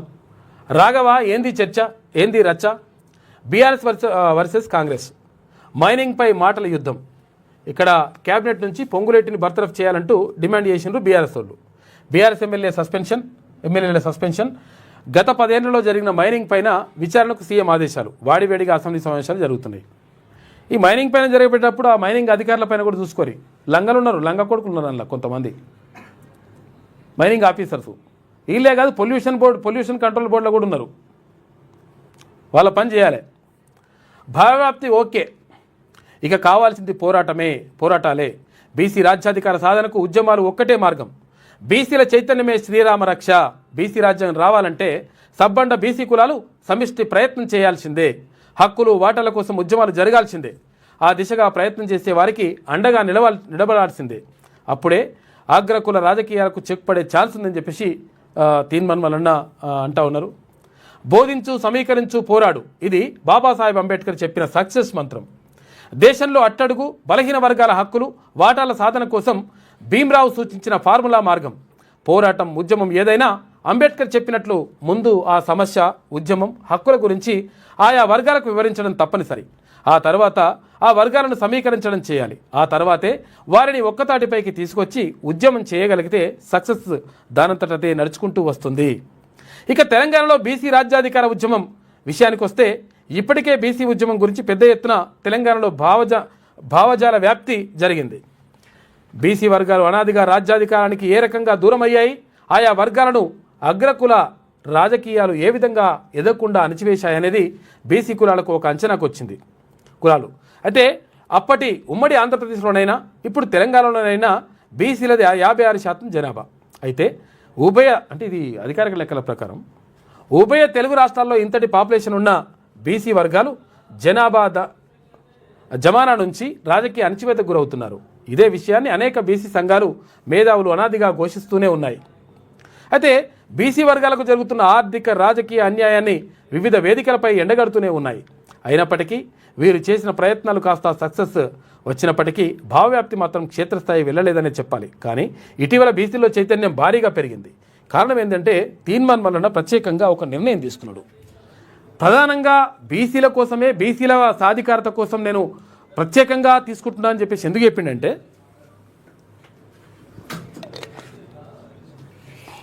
అటు ఎస్సీ ఎస్టీలు ఆల్రెడీ మంచి చైతన్యంతో ఉన్నారు. చైతన్యం వాళ్ళలో బరాబర్ కనిపిస్తూ ఉంది. కాబట్టి వాళ్ళ హక్కుల కోసం ఎక్కడ ఏ అన్యాయం జరిగినా, ఏ చిన్నది జరిగినా కానీ కొట్లాడడానికి వాళ్ళు సిద్ధంగా ఉన్నారు, కొట్లాడుతూ ఉన్నారు. కాబట్టి మేము భారీగా ఉన్నాం, తర్వాత మెజార్టీలో పబ్లిక్ ఉన్నామని చెప్పేసి అనుకుంటున్నటువంటి బీసీలు ఏకతాటిపైకి రావాల్సినటువంటి అవసరం ఉంది. రాజ్యాధికారం కోసం కొట్లాడాల్సిన అవసరం ఉంది అని చెప్పేసి తీన్మాన్ మల్లన్న పదే చెప్తా ఉన్నాడు. ఇక్కడ నుంచి కూడా చెప్తా ఉన్నాం. అంటే కులాల వారీగా ఏ కులానికి ఆ కులం బలోపేతం కావాలి. ఈ కులాలన్నీ కూడా ఒక తాటిపైకి రావాలి. వచ్చినప్పుడు డెఫినెట్గా మనం అనుకున్నటువంటి లక్ష్యం నెరవేరుతుంది. లేకపోతే ఇప్పుడు విషయం ఏంటంటే ఎప్పుడైనా కానీ పోరాడితే పోయేదేం లేదు, బానిస సంఖ్యలు తప్ప అని చెప్పేసి శ్రీశ్రీ అంటాడు. అంటే పోరాటం చేసినప్పుడు తర్వాత మనం జరుగుతున్నటువంటి అన్యాయం పైన నినదించినప్పుడు డెఫినెట్గా విజయం సాకారం అవుతుంది, అది మన ముంగిట నిలబడుతుంది. కాబట్టి 100% భావజాల వ్యాప్తి జరగాలి. తెలంగాణ ఉద్యమంలో కూడా భావజాల వ్యాప్తి జరిగింది. నీళ్లు నిధులు నియామకాల్లో మనకు జరుగుతున్నటువంటి అన్యాయాలపైన ప్రజలందరూ చర్చించుకున్నారు. ఆ తర్వాత మనకు అన్యాయం జరుగుతుందనేటువంటి విషయం ప్రజలకు తెలిసినప్పుడు, అవగాహన పూర్తి స్థాయిలో వచ్చినప్పుడు వాళ్ళు తెలంగాణ ఉద్యమం, ప్రత్యేక తెలంగాణ ఏకైక ఎజెండాగా ముందుకు సాగిపోయినారు. ఇప్పుడు కూడా బీసీలకు సంబంధించి జరుగుతున్నటువంటి అన్యాయాలు, నిధుల కేటాయింపులో జరుగుతున్నటువంటి అన్యాయం కానీ, తర్వాత అదే నియామకాల్లో జరుగుతున్నటువంటి అన్యాయం కానీ, చదువుల విషయంలో కానీ, అన్ని విషయాల్లో జరుగుతున్నటువంటి అన్యాయాలకు సంబంధించి మనము ఏం జరుగుతుంది, ఏం కథ, ఎవరి కోసం ఏ ప్రభుత్వాలు పనిచేస్తూ ఉన్నాయి, ఏ నిర్ణయాలు ప్రభుత్వ నిర్ణయాలు ఎవరి కోసం రూపొందిస్తూ ఉన్నారు, ఇవన్నీ విషయాలు కేంద్ర ప్రభుత్వం అధికారులు చెప్పినారు. మీరు అంత వస్తుంది మరేవో మసూరాలకు సరిపోతాయి అనడానికి లేదు. సమిష్టి స్ఫూర్తితో పనిచేద్దాం, ఇంధన సంక్షోభాన్ని అధిగమిద్దాం, తప్పుడు ప్రచారాలు నమ్మొద్దు, ప్రభుత్వ ప్రకటనలు మాత్రమే నమ్మాలి. 1 కోటి మంది మహిళా భారతీయులు ఉన్నారు, వారి రక్షణకు చర్యలు తీసుకుంటున్న పశ్చిమాసియా దేశాలకు కృతజ్ఞతలు. మునుముందు పెట్రోల్ డీజిల్ ధరలు పెరగొచ్చు, దేశ ప్రజలు సంయమనం పాటించాలి, ప్రధానమంత్రి నరేంద్ర మోడీ మాట్లాడాడు. కిక్కిరిసిన మెట్రో, భారీగా పెరిగిన ప్రయాణికులు, రోజుకు 30,000 మంది పైన వెళ్తున్నట మెట్రోలలో. వారం రోజులుగా 4.8 లక్షలకు చేరిన ప్రయాణికుల సంఖ్య పెట్రోల్ డీజిల్ కొరత కారణంగా ఎక్కువ మంది ఎక్కుతురట. ఎండలు పెరగడం మరో కారణం, ఇళ్లలోనే సొంత వాహనాలు పెట్టేసిరట. మెట్రో టేక్ ఓవర్, 22,000 కోట్ల ఆస్తిని కొట్టేసేందుకు రేవంత్ కుట్రలు. ఎల్ఎన్టీ కంపెనీకి ఉన్న 15,000 కోట్ల రూపాయల అప్పును ప్రజలపై రుద్దుతుండ్రు. రావో కన్స్ట్రక్షన్పై చర్యలు తీసుకోవాలి. వైఎస్ హయాంలో 280 ఎకరాల భూమిని మెట్రోకు లీజుకు మాత్రమే ఇచ్చిండ్రు. రేవంత్ భూములు కొన్నామని చెప్తుండు. ఆ భూములు ప్రభుత్వానివి అని చెప్పేసి మాజీ మంత్రి కేటీఆర్ అంటున్నాడు. మరి దీనిపైన కూడా చూడాలి. రుణమాఫీ చేయండి మహాప్రభు, బ్యాంకుల విలీనంతో తంటాలు. ఇక ఐఎఫ్ఎస్సి కోడ్ మిస్ మ్యాచ్ అవుతుందంట. టెక్నికల్ ఇష్యూలతోటి రుణమాఫీకి బ్రేక్ పడ్డది. పట్టించుకునే అధికార యంత్రాంగం, రైతు వేదికల ఎదుట అన్నదాతలు నిరసన చెప్తున్నారు. నల్గొండలో 300 కుటుంబాల నిరీక్షణ. టీఆర్పీలోకి చేరికల జోష్. కార్వాన్ నుంచి భారీగా జైనింగ్స్ అయినరు. ఇక్కడ హైదరాబాద్లో గద్వాల్ జిల్లా నుంచి ప్రముఖ న్యాయవాది బోయ పరశురాం చేరిక. కండువా కప్పి పార్టీలకు ఆహ్వానించిండు తీర్మాన్ మల్లన్న. ఇక టీఆర్పీ ఆశయాలు ఆకాంక్షల సాధన కోసం పనిచేయాలని ఆదేశం. ఇటు పార్టీ సంస్థాగత బలోపేతంపై దృష్టి పెట్టాలని సూచన. క్షేత్రస్థాయిలో ఎలాంటి ఇబ్బందులు వచ్చినా కేడర్కు రాష్ట్ర నాయకత్వం అండగా ఉంటుందని హామీ ఇచ్చిండు. ప్రజా పోరాటాలపై ఫోకస్ చేయాలని ఆదేశాలు జారీ చేసిండ్రు. రాజకీయాలే కాదు, ఆటల్లోనూ మల్లన్న అద్భుత ప్రతిభ. ఎమ్మెల్యే ఎమ్మెల్సీ ఆటల పోటీల్లో బెస్ట్ పర్ఫార్మెన్స్ కనబరిచిండు తీర్మాన్ మల్లన్న. రన్నింగ్లో షార్ట్పుట్లో జావెలిన్ త్రో విభాగాల్లో ఫస్ట్ ప్రైజ్ వచ్చింది తీర్మాన్ మల్లన్నకు. ఇక్కడ ఆర్చరీలో రన్నరప్గా నిలిచిన మల్లన్న. ఆర్చరీలో అది కొడతారుగా బాణం, దాంట్లో విలువిద్యలో 2వ స్థానంలో నిలిచిండు. ప్రశ్నించే గొంతుగా ప్రజాపక్షపాతి తెలంగాణ రాజ్యాధికార పార్టీ అధ్యక్షుడు ఎమ్మెల్సీ తీర్మాన్ మల్లన్న రాజకీయాల్లో రాణించడమే కాదు, ఆటల్లోనూ తన సత్తా చూపించారు. ఎల్బీ స్టేడియంలో జరుగుతున్న ఎమ్మెల్యే ఎమ్మెల్సీ ప్రజాప్రతినిధుల ఆటల పోటీల్లో ఆదివారం మల్లన్న ఉత్తమ ప్రతిభ కనబరచడం విశేషం. ఈ పోటీల్లో మల్లన్న బెస్ట్ పర్ఫార్మెన్స్ను ప్రదర్శించి పలు విభాగాల్లో ది బెస్ట్ అనిపించుకున్నారు. ఆర్చరీలో రన్నరప్గా నిలిచిన Mallanna running, shot put, javelin throw, football, volleyball, 100 metres running, షార్ట్పుట్లలో మొదటి బహుమతి గెలుచుకున్నారు. ఇక క్రికెట్ మ్యాచ్లో అద్భుతమైన బ్యాటింగ్, ఖచ్చితమైన బౌలింగ్తో ప్రేక్షకులను అలరించారు. ఓవరాల్గా మల్లన్న బెస్ట్ ప్లేయర్ అవార్డును గెలుచుకోవడం గమనార్హం. అన్నిట్లలో మొత్తం కూడా బెస్ట్ ప్లేయర్ అవార్డు గెలుచుకున్నాడు తీర్మాన్ మల్లన్న. ఎందుకంటే ఆయన స్వయంగా క్రీడాకారుడు కూడా. ఇది నిన్న బెస్ట్ ప్లేయర్ అవార్డు నిన్న ఇస్తున్నారు ఉప ముఖ్యమంత్రి వీళ్ళందరూ కలిసి. ఆర్చరీలో ఇది షార్ట్పుట్, తర్వాత జావలిన్ త్రో వేసిండు. ఇక్కడ ఇది అన్నిట్లలో తిరుమల ప్రతిభ కనబరిచిండు.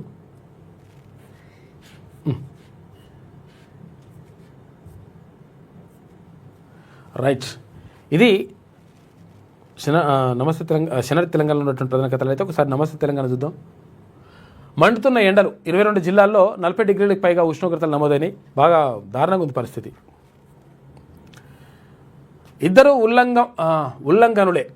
ప్రభుత్వ భూముల్లో సర్కార్ పెద్దల మైనింగ్ దందా, వారి శాఖల చుట్టూనే తుంగలో తొక్కుతూ భూపందేరం.